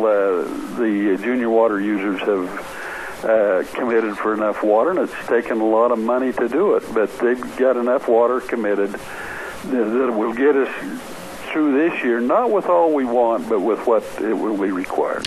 What about innovative ideas, new scientific advances, or more studies through irrigation and colleges that study irrigation, etc.? Are there any innovative ideas that would help conserve and save water and still allow us to grow the crops necessary? For the crops that we grow in this area, now, this is one of the things that's come out of California, is that they've gone to drip irrigation and some of these kind of things. In most of Idaho, our crops are really not, drip irrigation becomes really expensive and not as, because of our water, most of it's surface water, or a lot of it is, then that drip irrigation plugs up their systems and things. I see. Now, the aquifer, I want to talk a little bit about that, because that might be the salvation of the whole problem if we can get that recharged to the necessary amounts of water. What is the status on that? Well, this is the one thing the Water Board is working really diligently at, Zeb, is to get the facilities that we can get recharged. There's two things that make it difficult for us. One is we have to have a certain flow past Minidoka Dam, because the Bureau of Reclamation has a power right there that's not subordinated to anything else. And so we have to have that much going through. In that process, then we end up sending, through the winter months, we send quite a lot of water out of the state. And so we're trying to work with the Bureau and as well as with getting places where we can use that water when it passes Minidoka, that we don't lose it past Milner. Now, are there any other areas, Bert, like California, for instance, Las Vegas for another, are they trying to take more of our water and trying to negotiate to take more of ours so that they can satisfy their thirst? I mean, what's going on with negotiations? With California and Nevada, right now, there's some people would like to do it, and you read in some of the papers that money eventually will determine who gets what water. But I don't think we're going to have to worry about that, because we're doing everything we can to try and use that water within the state to recharge the aquifer. We've got quite a number of places up above American Falls that we can recharge if we can get the Bureau to work with us a little, instead of those flood releases that they have in the winter for flood control. What? And that one isn't the Bureau of Reclamation. That's regulated by the Corps of Engineers because of flood. Mm-hmm. Now, what about, sir, I want to get back to the crops and the growing of crops here in southern Idaho. And if the water's not there, what crops, corn being one of them that takes an awful lot of water, would we be subjected to maybe having a plan in place that would limit some of those crops and they'd be grown elsewhere? I mean, without the water, you can't grow them, so what are we going to do? Well, and where else do you go, Zeb? Yeah. You got the dairy is here, and you can only truck that feed about so far before the dairy doesn't become financially viable. Absolutely. And so then we have to do some things. That's another one of the things that's happening is we're using more water than we did in the past because people are double cropping. They're planting triticale, and now that's just coming off, and then they'll plant corn, but they'll water the corn longer to get it matured. Mm-hmm. What if all of this negotiation goes by the wayside? What happens if all of a sudden lawyers get involved and this whole thing goes up in smoke? What kind of a status are we looking at for 2016? Boy, Zeb, you are really perceptive on that one, because when you use the term lawyers get involved, that makes negotiations much harder than if the two entities sit down together. Right. There is a possibility that there will be some curtailment next year if we don't have an exceptional water year this winter as far as snowpack is concerned. And that is all in the hands of God, because nobody can tell. But right now, at these meetings, basically to give us a summation, you're looking at all the different points of interest and trying to figure out how to cut back, trying to figure out how to recharge the aquifer. Really, that's about all you can do right now, isn't it? Right. That aquifer recharge, and part of it, Zeb, is the fact that we've never had any money until this past year appropriated for aquifer management. And the legislature, and we have to thank the Speaker of the House for putting a lot of effort and burning a lot of capital. The people up north can't understand it, but it takes money to develop some of these recharge sites. Absolutely. Bert, any final thoughts on this meeting that you're going to be going to tomorrow and what you hope the outcome will be? I'm sure that these meetings are taking place all over the state, Boise, and are there going to be any meetings of that magnitude down here in Magic Valley? There'll be one in September. I think we're in September. We'll be in Magic Valley. In July, we're meeting in Post Falls, and yeah, we try to travel the state so that we understand it isn't just Magic Valley. The water board, we're concerned about all of the water in the state, and North Idaho this year is having a shortage of water that they've never experienced. They've always had too much water. And they're having some drought problems in some areas up there this year. Well, keep in charge of what you're doing and doing so well, and I'll look forward to having you back on the program on future broadcasts to talk more about this. But let me ask you one final thought, though, Bert. Here again, in the story that I was reading about the water problems, they mentioned all the different counties, and they mentioned all the different towns and locations, etc., that might be affected severely because of a lack of water. And I go back to this. I just wonder if the general public right now really understands how critical the water situation is. Well, I think there's some people do, but basically, as long as I can go to the tap and the water comes out, I'm really not worried about it, because somebody's taking care of that problem for me. Yeah. And that's one of the things, Zeb, that we've got to get people educated that water is a commodity that has a limited amount. Absolutely. Well, listen, my dear friend, take care going to that meeting tomorrow, and we'll look forward to an update possibly this next week. Thank you so much, Bert Stevenson. You're always welcome on this program. Thanks so much. Zeb, thanks for the privilege, and Zeb, you take care of yourself, too. I will do that, sir, I promise. Thank you. Appreciate you very much. All right, God bless. Thank you very much. One of my dear friends, a former Representative Bert Stevenson, staying right on top of the water issue, and we certainly appreciate him being on the air this morning. Right now, holy cow, Zeb, you've got to get a weather forecast in here, and the weather is brought to everybody by Mad River Laser. You know what? Parade season's coming up. You know, there's going to be fair and rodeo parade, 4th of July and everything. Maybe you need some items to help advertise your business. That's right.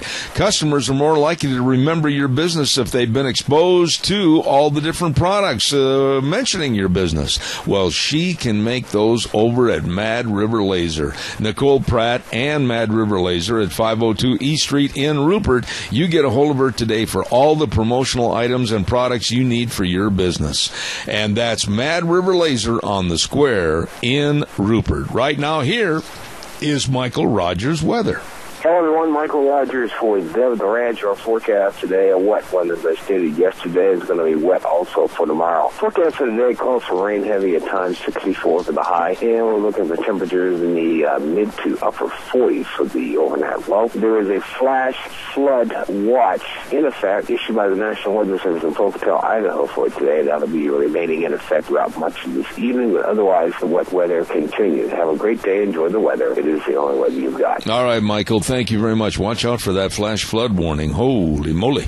Hey, brought to you this hour by Mad River Laser, and everything and anything you need right there for your business promotion at Mad River Laser. I've had caps and shirts and sweatshirts and jackets and everything made. Well, don't forget they make all the promotional products you can hand out this summer at various parades, etc. Right there at Mad River Laser, 502 East Street in Rupert. Number to call, 436-2293. Calls are welcome. Give me a jingle, 436-2244, 1-866-927-4587. I'd love to talk to you. And while I'm waiting for your call that I know is coming in, don't forget Ramsey Heating and Electric offering rebates on qualified Lennox home comfort systems. Whether it's a gas furnace, an air conditioner, or a heat pump, you and your family will enjoy the comfort at Ramsey Heating and Electric. They provide warm winters and cool summers. You call them at 678-0459. Give them a jingle today. Let's see what else. Yesterday it was kind of interesting. I don't know if you caught this or not, but we'll take the call, and then I'll get back into my little story. Good morning, caller. You're on the air. Good morning, Zeb. Yes, sir. Talking about the water deal. Yeah. Because of the change in climate, water is still going to be an issue, but I think that we have a little bit of relief in sight here for this area. Now, California is different, primarily because they failed to build reservoirs when they should have and tore some out when they should. And that might turn them around a little bit because the pattern has changed to an El Nino type of pattern. But as far as Idaho is concerned, here's my thought on the water problem. Take a good analysis of what's going on, what we have for reserves. Talk to the departments, the federal agencies that are involved, like the Corps of Engineers, Department of Reclamation, Interior Department, Fish and Game, and come to an agreement on what we need to do. For instance, like instead of flushing all this water down the rivers, put it down at what's known as natural flow. The normal flow like in the summer. That'll still carry the fish out. They don't need this flood flow to carry the fish out. They'll find their way out. They've been doing it a long time before we even came around. And build some more reservoirs here in Idaho, and California can take a lesson from that too. But I don't know if they ever will until their liberal government is changed. But you know as well as I do, caller, there's one word that comes in that's going to be the fly in the milk for the reservoirs or whatever to store and hold our water, and that is environmentalism. These people have always caused the problems. These people are a major part of the problem that we have today. And trying to do what is right, what is smart, what is necessary doesn't mean they're going to give a wink and a nod and say, okay. They are the ones ones, in my humble opinion, that have absolutely devastated what the Northwest is going through right now. Yeah, absolutely. We're all for tearing out all of these reservoirs and eliminating the water supply for a lot of these companies, in our cities and regions by tearing out all these dams and then keeping them from building, newer, more modern, updated reservoirs. So I don't understand it. Lifeblood, is water. Without water, no crops grow, so nobody eats. Without water, nobody drinks, so everybody dies of thirst. It's a situation that we got to get a handle on, and basically, I think, just put a foot down and say, environmentalists, quit messing with the program, or we're going to throw you in jail. I wished it was that easy. I wished it was that easy to tell the feds that there's not going to be any more water going to a fish flush. I wished it was that easy, but I do appreciate your remarks. God bless. Have a good day. Thank you so much. You too, sir. Have a good one. All right. Calls are welcome, 436-2244, 1-866-927-4587. Yesterday, Deanna and I had a chance to stop in and see Jack Bates over to Duck Uglies. Oh, my favorite place. If you haven't been there, you're missing some fun with your friends at 163 West Highway 30 in Burley. Yep, Jack told us, man, he's got breakfast going on now over at Duck Uglies, Monday through Friday, 6 a.m. to 11. And on the weekends, look out, man, they are having some fantastic fun. Barbecued ribs on Friday and Saturday nights, and great entertainment with the likes of Barton and Bowler and Ned Carter and D. Yeaman. They got music every night of the week over there. Oh, my goodness. It's family friendly at Duck Uglies. You're going to love it. 163 West Highway 30 in Burley. Stop in and see those good folks today. I know you're going to enjoy the food and the atmosphere. All right, calls are welcome, 436-2244, 1-866-927-4587. As I started to say a few minutes ago, it was kind of half interesting to me to watch Hillary Clinton scream and little bit of a nervous twitch yesterday. She was at a meeting where the press was standing in the background, and I've got to give kudos to Fox News' Ed Henry. Of all the news people that never have the urge or the, quite frankly, intestinal fortitude or the guts to ask her and demand that she answer questions, Hillary was approached by Ed Henry and he wouldn't let up. I mean, he kept her attention. He kept directing the question to her. He did an excellent job, and finally she had to answer the question, but you could see the fire in her eye and the smoke coming out of her ears. She did not like being put on the spot, but it was good. It was one of the very first times since she's thrown her respective hat in the ring for the presidential nomination for the Democrats that she was forced and coerced into having to answer a question. Hopefully many, many more. All right, what we're going to do coming up next hour, we're going to have the Idaho Fishing Game. I'm going to turn that microphone on, and we have a stranger sitting here in the studio. Tip that mic up. You're a tall guy.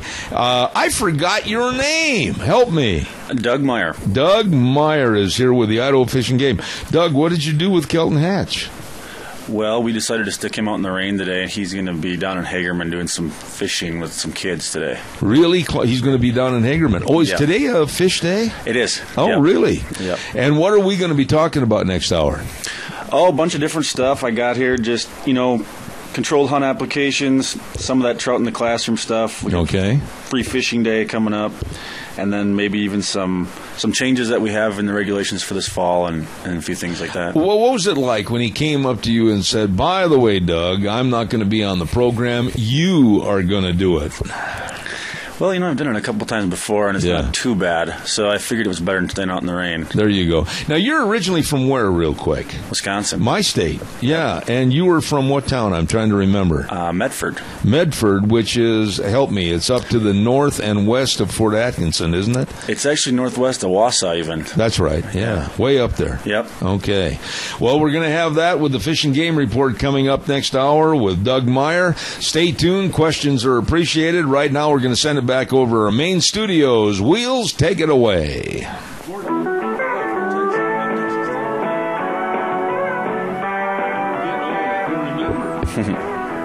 Oh, good morning. Zeb, turn the mic on. You've only been... I figured it out. I got it, Deanne. Thanks an awful lot. Welcome back, Zeb at the Ranch, with our major sponsor, your Magic Valley Les Schwab Tire Centers. All 7 locations serving you. And then also, don't forget some of our great advertisers. And they are Valley Wine Home and Ranch at 910 South Oneida in Rupert. Everything for the farm, the home, and the ranch at Valley Wine.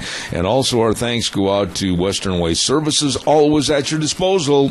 Locally owned and serving you. 734-6969. We'll start with our fishing game report after I choke to death for a moment, but right now I also want to remind you about the Chadwick Sports Grill. Doug just said he was going to buy lunch after this is over. However, I had to refuse because I've got to get on the interstate and head towards Sun Valley. Don't forget Italian grinder, served with choice of side and super salad. That sounds really, really good today. The special at the Chadwick Sports Grill. The daily specials, the on-menu items, everything. Friendly people, great environment at the Chadwick Sports Grill, 139 West Main in Burley. You stop in and see those good folks today. While we have just a minute, too, I want to remind everybody about the Relay for Life coming up on June 19th and 20th. Don't forget, right there at the Cassia County Fairgrounds. June 19th, starting at 6 p.m. with the opening ceremonies, and then the Survivors Lap and the Luminaria ceremony. Everything for trying to garner money for cancer research. Minnecasia Relay for Life coming up on June 19th and 20th at the Cassia County Fairgrounds. Doug Myers is here with the Idaho Fishing Game, and we were visiting with him just a few moments ago. What happened to Kelton? He's gone. Yeah, he's standing on the rain fishing today. Oh, tough life. Tough life. Really, you got kind of hornswoggled into this, but you've been on this program before, haven't you? I have. I think maybe a time or two. I can't remember for sure, but it's been a while. Yeah, and the interesting thing, and I did not know this about Doug Myers. Doug, you also, besides working for the Fish and Game, you have another job that you really like, and tell us about that. Well, I'm the varsity baseball coach over at Kimberly High School, and if you're familiar with the team, we've had a pretty good run here the last 5 or 6 years. So you have. It's been a pretty interesting way to spend the spring, and it's nice. I think I have the 2 best jobs in the world. I think you've got a little gleam there in your eye because you're really tickled to be a baseball coach. You know, baseball in its purest form, I want to get into this before we go to the Fish and Game, but baseball in its purest form still resembles the old days, doesn't it? It does. It does. The best thing I like about it doesn't matter if you're big or small or, you know, even a little guy can be good at baseball. That's right. Look at all the players in the Major League Baseball right now. I mean, many of them, and I'm trying to think of the little shortstop or second baseman for Boston that's absolutely outstanding. What is he, about 5'6", 5'7", and he's got a lot of pop in the bat. Great respected hitter and excellent fielder. So it really doesn't make any difference about your size. No, not really. Okay. Let's go with a little bit of the Fish and Game and start things with inviting people to call for questions that they need answered and controlled hunt applications. Tell us about those. Well, I just want to remind everybody that, you know, if you had put in for trophy species, those results are out, and you can find those on the website. Or if you don't have access there should be a postcard in the mail that should be to you, if not already, soon. Okay. And make sure you get in there and get those tags bought and claimed and whatever. And then anyone who didn't draw, your refunded money will be also in the mail in the next week or two. So be looking for that. And then, of course, the regular big game, elk, deer, antelope, that deadline to put in for controlled hunts is June 5th, so that's coming up pretty quick here. So like myself, if I want to get, hopefully draw up in 54 or 55, I've got till June 5th to get in and take care of that. Yep, that's exactly it. And I'm not going to forget this year. I want to get up and do that. What about the big game situation? I mean, are we seeing good numbers up there? Yeah, I think it's going to be another good fall. We had a good fall last year. We've had about 3 or 4 pretty easy winters in a row. Right. So, Right. After we had that fire down here, that put us back maybe a little bit habitat-wise and stuff. But the winters have been pretty easy and pretty good fawn survival, so we should have another good fall. You're from the state of Wisconsin, my home state, and up much further north than what I was. What's the comparability between Wisconsin and Idaho as far as big game management and big game itself? Well, there's not quite the diversity back there. They're mostly just bear and white-tailed deer. Right. And they're trying to get an elk herd going, but that's pretty hard to do. They, for some reason, thought it'd be a good idea to reintroduce wolves and elk at the same time, and as we all know here, that doesn't really work. I'm glad you brought that up, and you're very honest about it, but I have talked to many people back in Minnesota, as a matter of fact. I went to school up at the University of Minnesota, and they're outraged because the numbers of the wolves back in that country, they say, are literally thousands and thousands and thousands, and these people are not happy back there.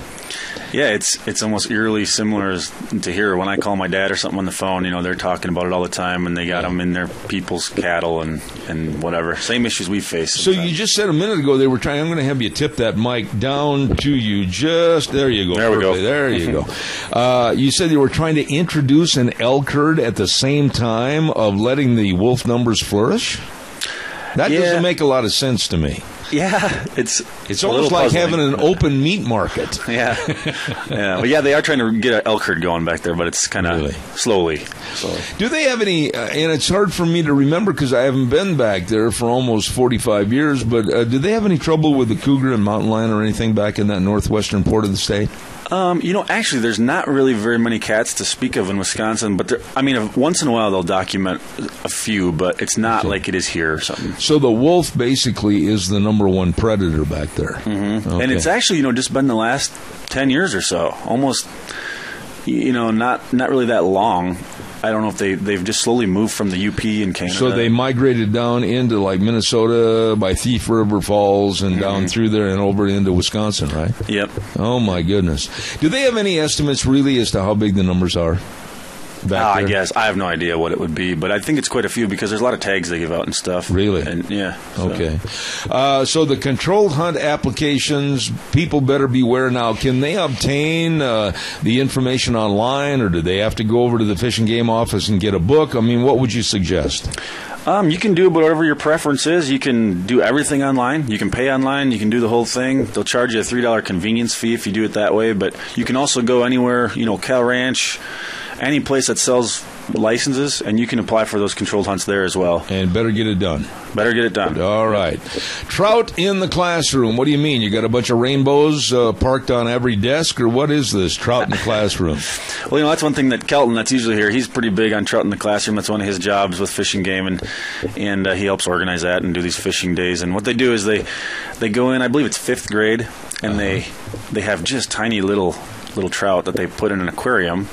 And, the kids kind of see the fish grow, and they feed them, and they name them, and whatever. And then as they get a little bigger, they take those fish out, and they let them go in a pond somewhere, but then they also get to spend the day fishing as a field trip. I see. Yep. So basically the trout in the classroom is to educate the kids how? To understand the growth of fish, and just give us kind of a rough exclamation there. And I don't deal with it directly a lot of times, but I think they also dissect a fish. Oh, I see. You know what I mean? I see. It's kind of a science class kind of thing. Yep. I see. So. And is this statewide now, or what's the situation on that? I believe it is statewide. Every region's kind of set up a little bit different, but I think it's a statewide program, yeah. Okay.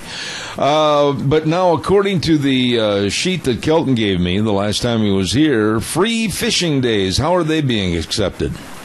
Quite a few people interested? Yeah, it kind of depends where you're at. The Hagerman one is always very popular. There's a lot of people there, and then there's one in Hayspur up, towards Bellevue, and there's quite a few folks there, too, but not quite as many. And then I think you even been over to the Murtaugh on here, right out your window. Yeah, I'll tell you what. Now, that was excellent. And I got to compliment you and the rest of the Fish and Game officers, because your patience with all these people, especially the kids, and teaching them how to throw out the hook and the lure and everything. And you guys are great. That was very well done. I really compliment you. Yeah, no, I appreciate it. It's always a fun time. We don't get to do that stuff all the time, but it's fun when you get to go out with those kids and teach them how to fish and get pictures with them and whatever. Now, what happens there? I mean, as far as a free fishing day, explain basically what it is. They don't have to have a license. They just show up, right? Yeah, and it's statewide, so anybody, adults, kids, whatever, June 13th is free fishing day in the state of Idaho, so you don't need a fishing license, nothing. Now, do you have quite a few of these days that you're going to have during the summer, or is June 13th the day? It's the day. The day. So, yep. Right. Some of these group field trips and whatever, we don't force every one of those kids to go buy a fishing license. So there's some days like that. Sometimes it's scout groups or whatever. Okay. But otherwise, 13th is the day. And by the way, though, we should say that you cannot catch over the limit. I mean, everything has to be legal, correct? That's correct. Yeah, all bag limits and everything else still applies, size limits, stuff like that, but you don't need to have a fishing license. How is fishing so far this year? I mean, in general. It's been pretty good. I mean, our water levels were down a little bit, but boy, I tell you what, at Lake Walcott, over where I work, they were catching some pretty nice fish here once the boating opened on there. Really? So, yeah. Like what? What's a nice fish over there? Oh, they were catching 3-4 pound trout. Oh, really? Around. Yeah. Really? And a few bigger ones here and there. But well, of course, now back in Wisconsin, we could catch easily 3 and 4 pound carp. Yeah, there you go. Oh, boy, what fun, huh? What about this Sublet Reservoir? Opens this coming Saturday, May 23rd. What's that all about? Yeah, I just wanted to mention that because, a few years ago we took most of the fishing seasons out in the Magic Valley. There's really not seasons on very many waters anymore. I see. Used to be Rock Creek and a few different places didn't open until Memorial Day, but Sublet Reservoir is one of the last ones that still has a season. And a lot of folks go down there ATVing and camping and all that kind of stuff. So just wanted to remind folks that doesn't open until Saturday morning. And there's a 6 fish limit on there, but otherwise they're good to go. Are you still, on behalf of the Fish and Game, are you still stocking a lot of these areas? I mean, replenishing the fish supply? Yeah. Yep. A lot of those, the traditional places, all the reservoirs around, these ponds along the freeway and stuff, they all get stocked. Yep. And how do you make a judgment as to how many fish you put into an environment like that? Well, that's a little bit out of my realm, I guess. That's more of our Where's fisheries McGargle prowess. when we need him, right? Yeah. Right. He is my fellow Doug, but I don't know exactly how they do that. I think it just depends on catch rates and stuff like that. Really? Yeah. Are you a fisherman, being from Wisconsin? I do a little bit of fishing myself. I'm not a real diehard, but you're more of the hunter type? Yeah, I am. Really? Yeah. And what else is going on with any fishing necessary? Any other news? Oh, you were talking about the salmon fishing earlier before we went on the air. Yeah, I don't know if there's anyone interested from down here, but if you were planning a trip up to Reagan's, Whitebird, that kind of country, I've heard through the grapevine that the fish are there right now, and it's red hot. So really? What kind of size are they looking at up there? Oh, that's a good question. I don't know. They're usually pretty decent-sized fish. They're, I don't know, 25, 30 inches long, so that must be... Oh, baby. Yeah. Have you ever done that type of fishing? Not much. I've tried it a few times, but never very successfully. I see. What about the CAP tip line? What does that mean? That is our Citizens Against Poaching program, and that's something that I've been pretty involved in myself. I don't know if folks have seen me at the Burley Parade and whatever with our big fancy trailer with an elk on the side and stuff. But Citizens Against Poaching is an organization that's affiliated with Fish and Game, and they fund and kind of operate the tip line that folks can call and help us. I got to ask you something, Doug, and Kelton and I have talked about this on numerous occasions when he's talked to me about whether it was the Canadian geese that were stuffed into a dumpster or ducks or anything else that's been poached. How and why can people call themselves any close to a sportsman when they do this kind of thing? And are the punishments enough? Are they tough enough? Well, a lot of times it's especially frustrating for officers because, I have a lot of time and effort involved in a case of any nature like that. So, of course, a lot of times I feel like it's not strong enough, but that kind of varies by county. So every county, goes through the prosecuting attorney's office and the judges, and It just kind of depends sometimes. So sometimes it's real good, sometimes it's a little frustrating, but we try to do the best we can and make the best of it. When you have somebody that poaches like maybe an elk out of season or a deer, or they are way over their limits on fish or whatever, Canadian geese, doesn't make any difference.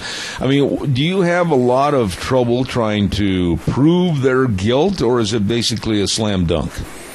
Well, it's about just like a murder case. It just kind of varies. I mean, really? It depends if you have a witness or if you have what kind of evidence you have. So sometimes it's really easy, and sometimes it's pretty hard, and you don't figure out who did it at all. So it helps when you got a few years under your belt and you're kind of a gumshoe, and you can really use some resources. But every situation is different, and that's one of the things I love about my job is every day is different. You never know what's going to happen. When you catch these people red-handed and they've been a poacher, what are some of the stupid, flimsy excuses they might have? Well, one thing that bothers me that I still hear all the time is that they try to give me the excuse that, like, they're starving at home or something. But, if that was really the case, that might be one thing. But usually they're in a Duramax pickup with Sitka camo on, so right. It's not very reasonable. But are the fines in general, should they be a lot tougher than what they are? I guess I'm not going to say one way or another. It's kind of... There are certain ones where there's a minimum fine. So, yeah, and then there's also other violations where there's a minimum year of license revocation as well.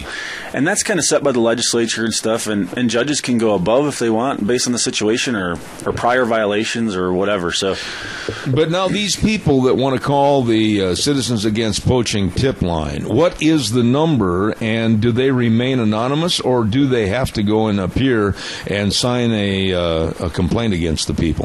No, that's a good question, and that's why I wanted to put it on here is, you can always remain anonymous, so you don't have to tell us your name. It doesn't have to be the crime of the century. It doesn't have to be 3-4 elk. It could be anything. It could be a fish, a duck, whatever. Yeah. But, and a lot of things people don't remember also is, if you're looking for the number and you don't know what it is, if you take your hunting license and flip it over, it's printed on the back of all the pages. Okay. Yeah. All right. So, what happens is you call in, and there's an operator, and they'll answer anytime you call all year long. And then based on where you tell them you're at, then that's which officer they call. I see. Yeah. I see. So now, does the officer at that time just go to the location then and try to catch the suspect, or what takes place? Yeah, I mean, it all varies. If it's something that's happening right now and we need to get there, then I throw my clothes on and get going. Yeah. But also it could be like, hey, you need to just watch this person. So then maybe it's a slower approach, it's just over time. But any information is good. And like I always tell my young kids at Hunter Safety, I mean, we're working for hunters and fishermen. That's who pays my wages. So when someone steals a big elk or a big moose, it should make you mad, and you should want to help me do my job better, So people should want to call that number. And just because it frustrates them, they're stealing that from them. Let me ask you this. Do you think that it would be advisable, or could it be enforced, that first-time hunters, regardless of the age, have to take a hunter safety class, and B, go through all the rules and regulations so that maybe they can understand and appreciate more of what they have out in the wilds and not abuse it? Well, everyone does have to take hunter safety class. Yeah. So if you want to buy a hunting license, you're required to take that class and pass it. So that they do some stuff in there that's management stuff, orienteering so you don't get lost, all kinds of stuff like that. But mostly it's that you know how to handle a weapon safely. Right. But do you think by taking and forcing them to understand the value of our wildlife and our fishing here in the state of Idaho, they might gain more appreciation and respect for it and not try to abuse the privilege? I definitely think that, and moving from Wisconsin out to here, sometimes I think we're a little bit spoiled in Idaho. We don't know quite how good we got it. Really? Just mountains and elk and everything. We get so used to it that we don't really appreciate it maybe as much as we should. Is poaching in general is widespread here as it is maybe like in the Midwest, like Wisconsin and Minnesota, et cetera? I guess it's hard to compare. I feel like every year is a little bit different even. Seems like it kind of goes in streaks for some reason. Really? But, Yeah, I don't know. I'm sure it's pretty similar everywhere, but here we have a little bit more diversity, different big game animals, a lot more than other places. But now, a fish and game officer, you have the same legal rights as almost a regular sheriff's officer or policeman, right? No, that's exactly right. All of our officers go through the Idaho State Police Academy, so they're fully certified peace officers. So we help the county do stuff, and we can. If someone passes me at 150 miles an hour, I guess I could try to stop them. But most of the time we pass that stuff off to other agencies that specialize in that stuff because our specialty is wildlife. Do you, when you're out on patrol, so to speak, do you carry weapons with you on a full-time basis just in case you might meet the proverbial bad guys that are in society today? We do. If folks haven't seen us, recently, or I shouldn't say recently, but if you don't see us very often, we look pretty similar to a county deputy. Really? So, the belt, the radio, everything. And anymore nowadays, I even have a body camera, so just like you see on the news. Really? I didn't know that. When was that imposed?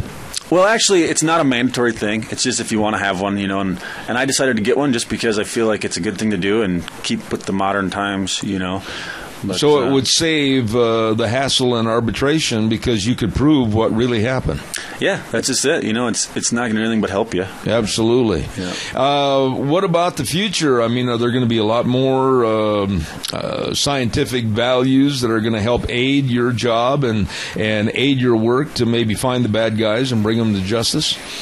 Being a younger officer, one thing I think that just always gets better is technology. Right. As far as GPS units, better spotting scopes, better everything, computers. You guys are out there every day by yourselves. Out in some pretty wild country.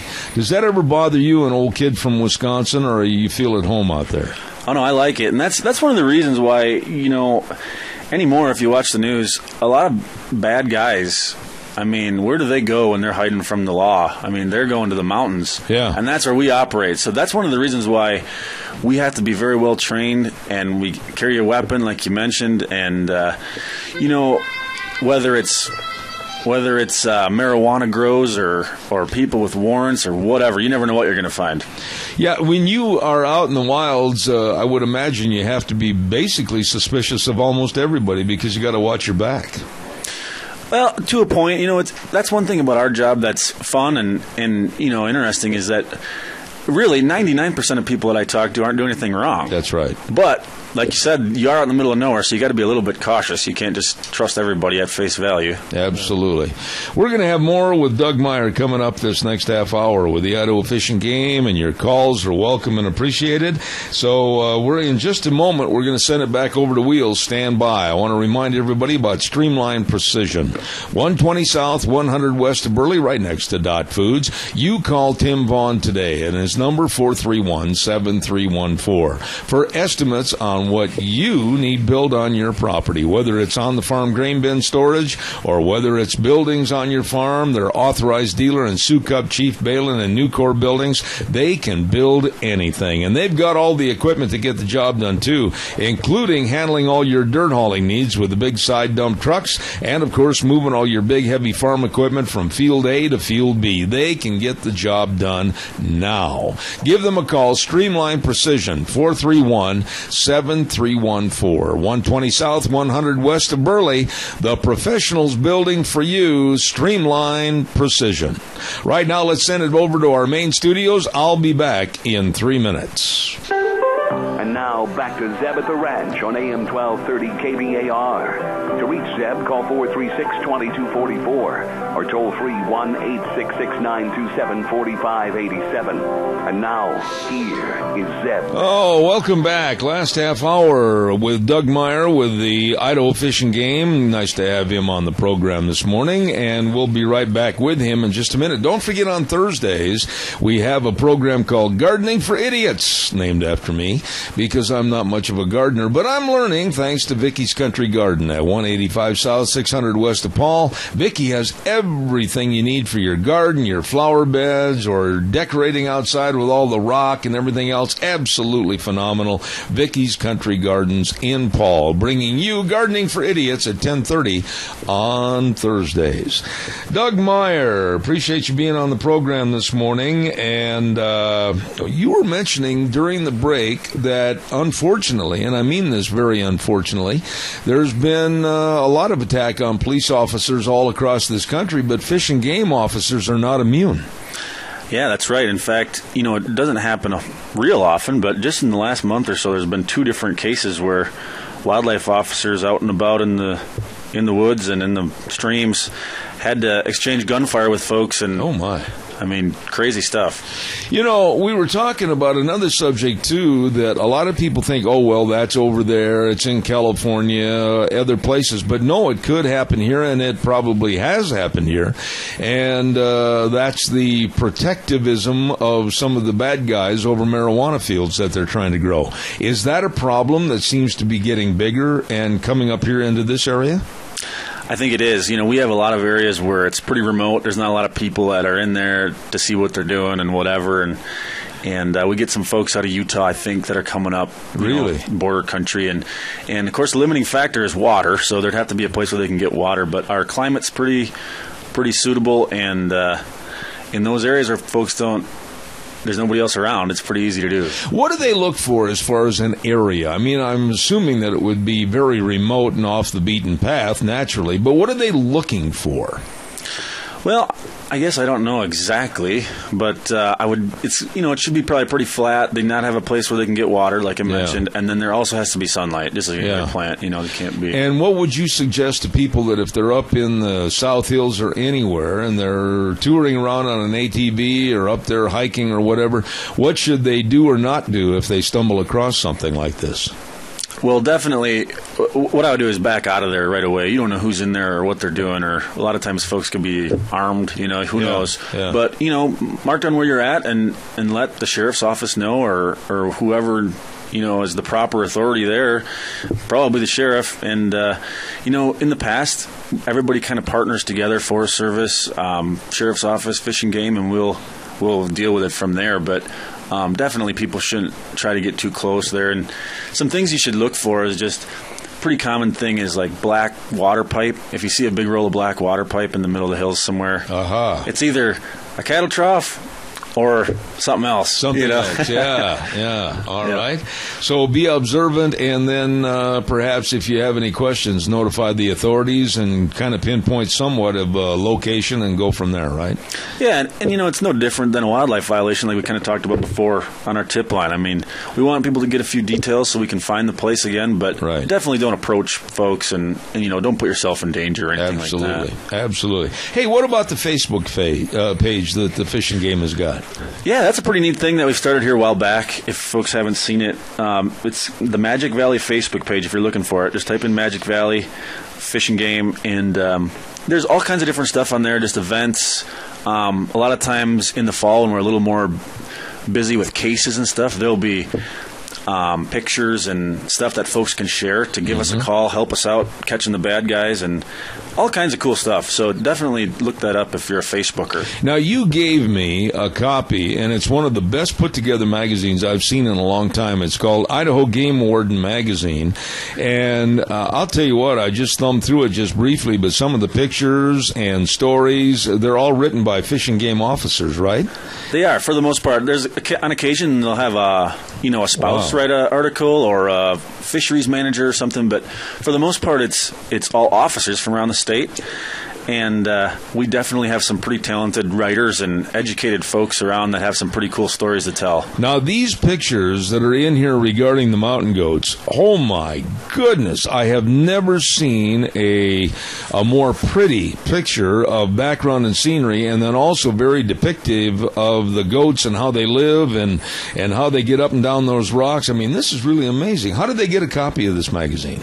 Well, again, you could go to the Facebook page. There's a Idaho Conservation Officers Association. That's who puts it out. So it's not by Fish and Game. It's the Officers Association. I see. But so you could go to that Facebook page, and there's a sign-up card there. Or you can also at times pick up a copy at our regional office, or I drop them off at vendors sometimes, and there's cards inside those magazines. This is one fabulous magazine. It's called Idaho Game Warden Magazine, and as I thumb through here, oh my goodness, it's got everything regarding deer hunting, and it shows the mountain goats, it shows some of the backcountry little ponds and lakes, and the photography in here. Were these pictures all taken by game wardens?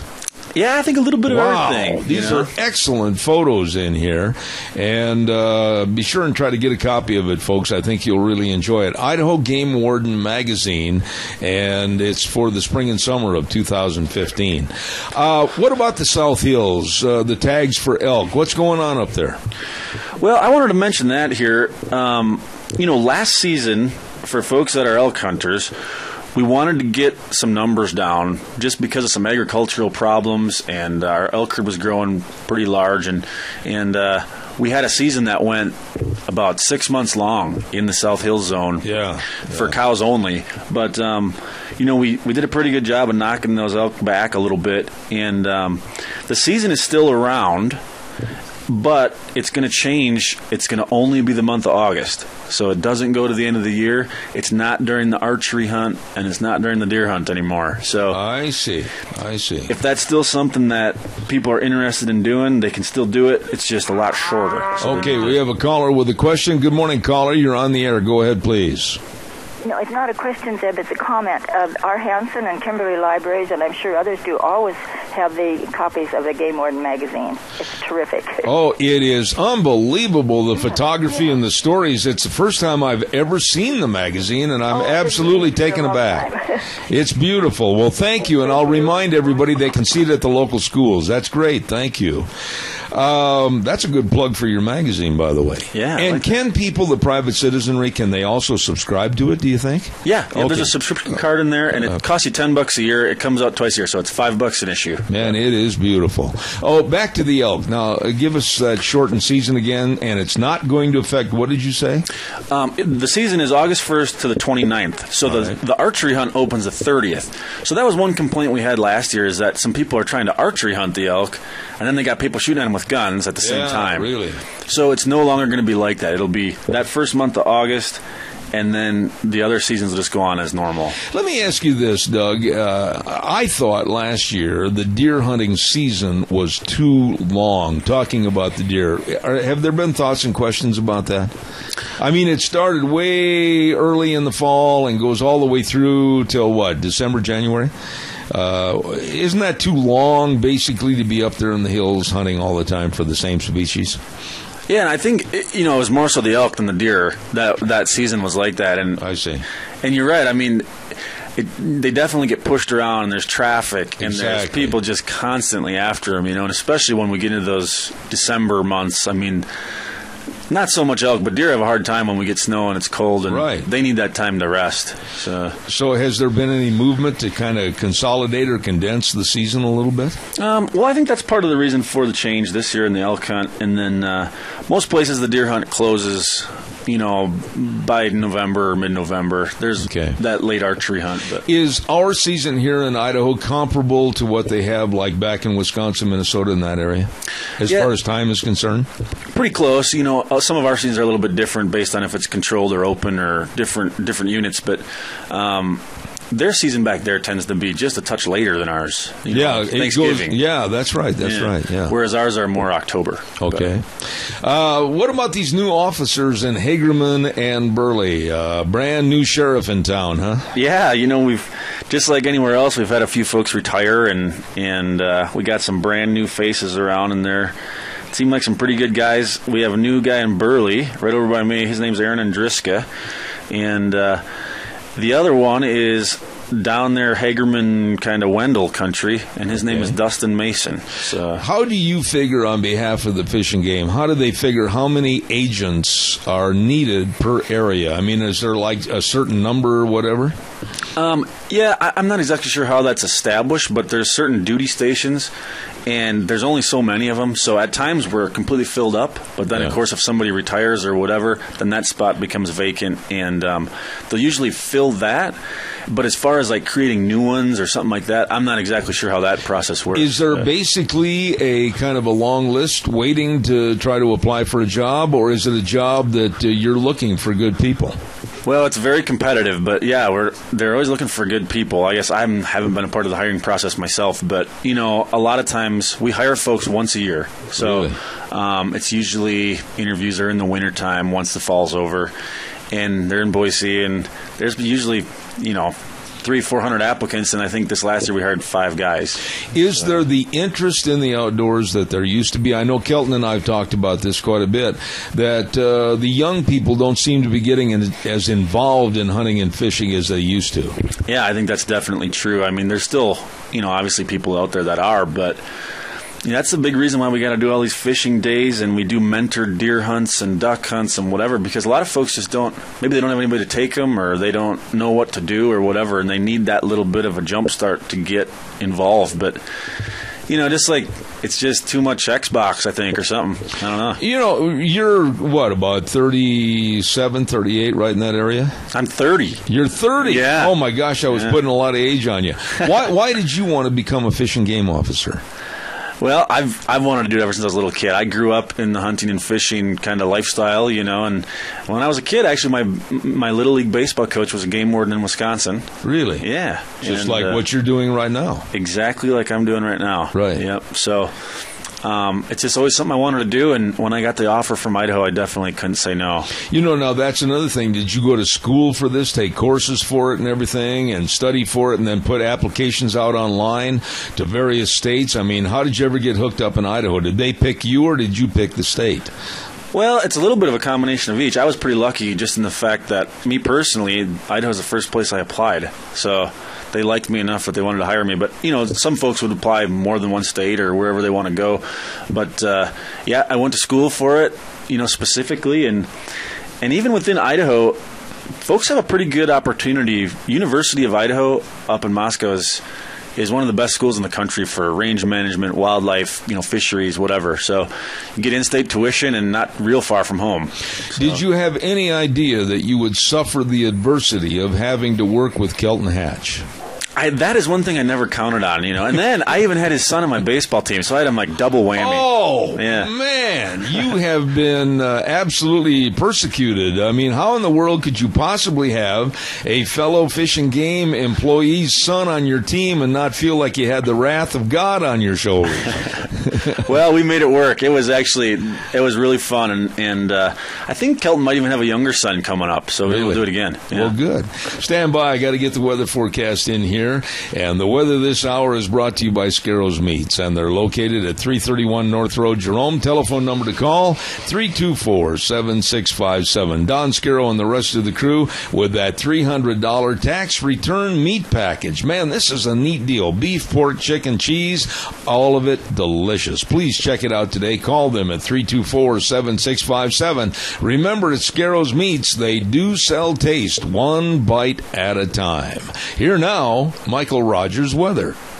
Hello, everyone. Michael Rogers for the Ranch. Our forecast today, a wet one, as I stated yesterday, is going to be wet also for tomorrow. Forecast for today calls for rain heavy at times, 64 for the high, and we're looking at the temperatures in the mid to upper 40s for the overnight low. There is a flash flood watch in effect issued by the National Weather Service in Pocatello, Idaho for today. That'll be remaining in effect throughout much of this evening, but otherwise the wet weather continues. Have a great day. Enjoy the weather. It is the only weather you've got. All right, Michael, thank you very much. And, of course, the weather this hour brought to you by Scarro's Meats. They sell taste one bite at a time at 331 North Road, Jerome, 324-7657. I've got a question for you, Doug, and you know, I don't think I've really asked Kelton or anyone with a fishing game this, but Do you kind of set your own day and your own kind of list of things that you have to do in a certain area? I mean, who oversees you and says, well, we got to go over here and do this, or we got to go over here and do that?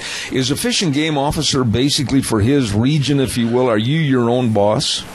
Yeah, to a point you are. I mean, it's a little bit different for some of our folks that aren't enforcement staff, that are at our office or whatever. But as far as enforcement officers that are out in the field, and we have an office in our house, in our basement, or whatever. And yeah, I mean, you kind of are your own boss. You kind of do what you need to do, and you kind of get to know your own area and know based on the seasons or the time of year. But at the same time, I mean, we still have a supervisor, so we have like a sergeant who oversees 5 or 6 officers. And I mean, if we need direction or if he thinks we need to do something as a team, then we do it. You know. But you have the boots on the ground in a respective area. I mean, you have a legitimate kind of a mapped out area that you cover, right? We do. Yep. And so you'll know better than anyone what needs to be done or not done in that respective place. And then do you have to just file a report every day, and then they go over it to see what's done or not done?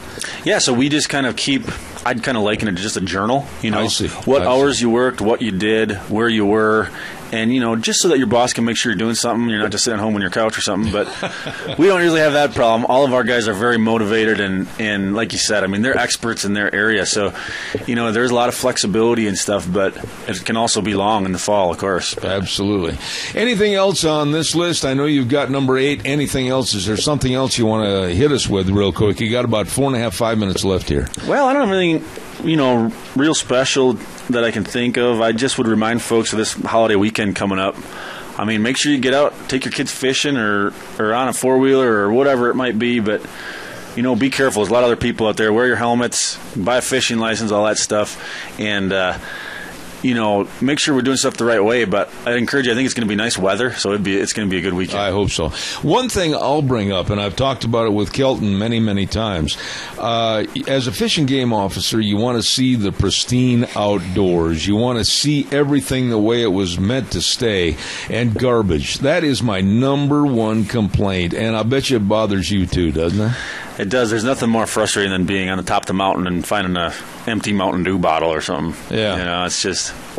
And the other thing that really bothers me when I'm sitting around watching people fish is I really wish people wouldn't throw their cigarette butts in the water. Oh, my. You know? Yeah. It doesn't seem like a real major thing, but... Are there penalties, again, for that? I mean, as far as the discarding of trash and not picking up their campsites and everything, there's nothing that makes me more furious than to be on a trail someplace and then all of a sudden there's a Budweiser can and a bag of Planters peanuts. I mean, that really drives me nuts. You know, of course, I mean, if I see somebody doing that, they can be issued a littering citation. I see. But the problem always is just being there at the right time and seeing who does it, and of course all that kind of stuff. But yeah, I mean, you know, and that is another thing I try to tell our young kids and stuff is just if you're out there, there's nothing saying you got to pick that stuff up, but you know, why not do it if you're out there? Grab that stuff so we don't have to have such a mess. And you know, about the kids nowadays, though, I mean, it seems like you mentioned it earlier, all the little mechanical toys that they've got to play with and take their attention away.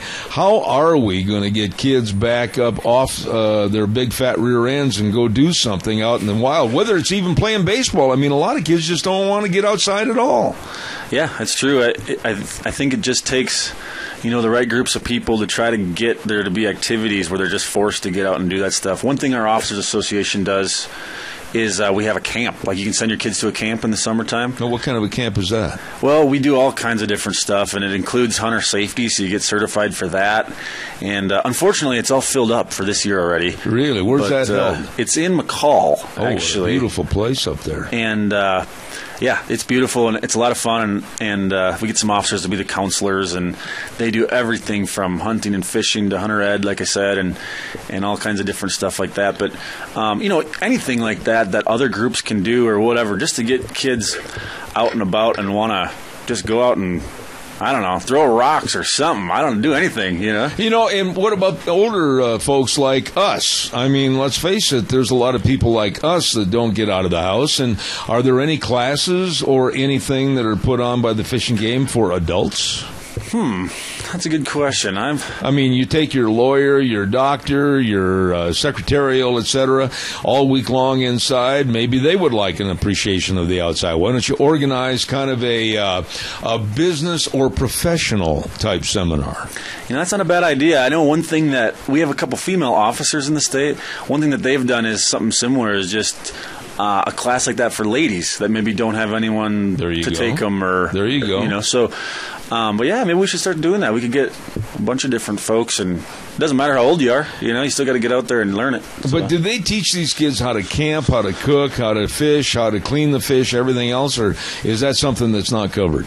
Well, we do that at our youth camp, but just the basic hunter safety, that's maybe touched on a little bit, but it's pretty hard to do in 10 hours or whatever that class I would imagine that people that have gone through a hunter safety course, those are the most reputable people to have a firearm because they really know the ins and outs and what not to do. Well, and that's why I think everyone should take that course, whether you're a hunter or not, because everyone in Idaho has a gun or they know somebody who does. Yeah. So you should never be afraid to handle one, or, a gun's not something to be scared of. So absolutely. You go through that class and just get a little familiar with it, and you just feel comfortable. And if people want more information about everything available at the Idaho Fish and Game, what's the best number or the best website for them to go?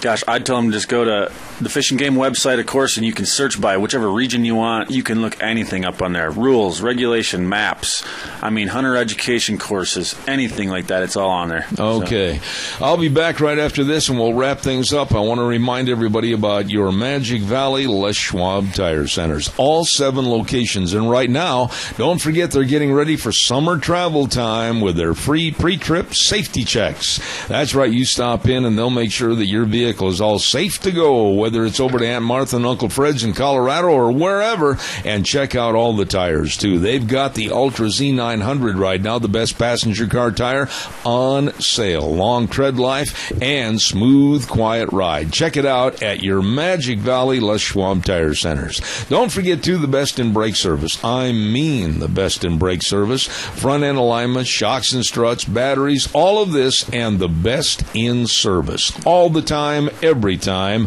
at your Magic Valley Les Schwab Tire Centers with Lane and Rupert, Dave on Blue Lakes and Twin, Mike and Buell, Mike and Jerome, the Twist family and Paul, John on Poline in Twin Falls, and Randy on Overland and Burley. Like I said, the best, your Magic Valley Les Schwab Tire Centers. Anything else before we let you go, Doug? You did a good job on the program today. Yeah, no, I appreciate it. I'm glad you had me. Well, come back again. Will do. I'm not too far away. Maybe you can tie old Kelton in his pickup or something. That sounds like an excellent idea. I'll bet his boys are big boys. If he's a big guy, I'll bet you his boys are pretty big and pretty strong. That they are, yes. I'll bet that one can... he's a pitcher, isn't he? Yeah, he's graduated now, but he was a pitcher, and he was a pretty good player for us. Pretty good player. Yeah. Now, you've got his other boy playing for you? Well, not yet. I think he's a 7th grader or something. So what about the rest of the season? Are you all finished now? We are finished now, yep. In fact, the state tournament just got over here last week. But, of course, Legion Ball's starting up here in a couple weeks. Are you going to coach that, too? I'm not the head coach for that, but I help a little bit. Just kind of keep an eye on the kids and help them as much as I can. But we got a good group of kids coming up, so keep your eye open for Kimberly baseball. It's all right. Good luck to you. Doug Meyer with the Idaho Fish and Game. Thanks for being on the program this morning. Tomorrow, of course, on Thursday, we have plenty to cover. We've got the Chamber Report. We've got Dog Nation. We've got Rita Ramsey coming on. We've got all kinds of goodies, including Vicky's Country Flowers, Gardening for Idiots. We've got our feature on the best business of the week right here. We've got all kinds of things, so tune in tomorrow at 8:06. Zeb at the Ranch, and we'll be right here on KBAR 1230 and streaming live on the internet, zebbell.com. God bless. Have a good day. We'll see you tomorrow morning at 8:06.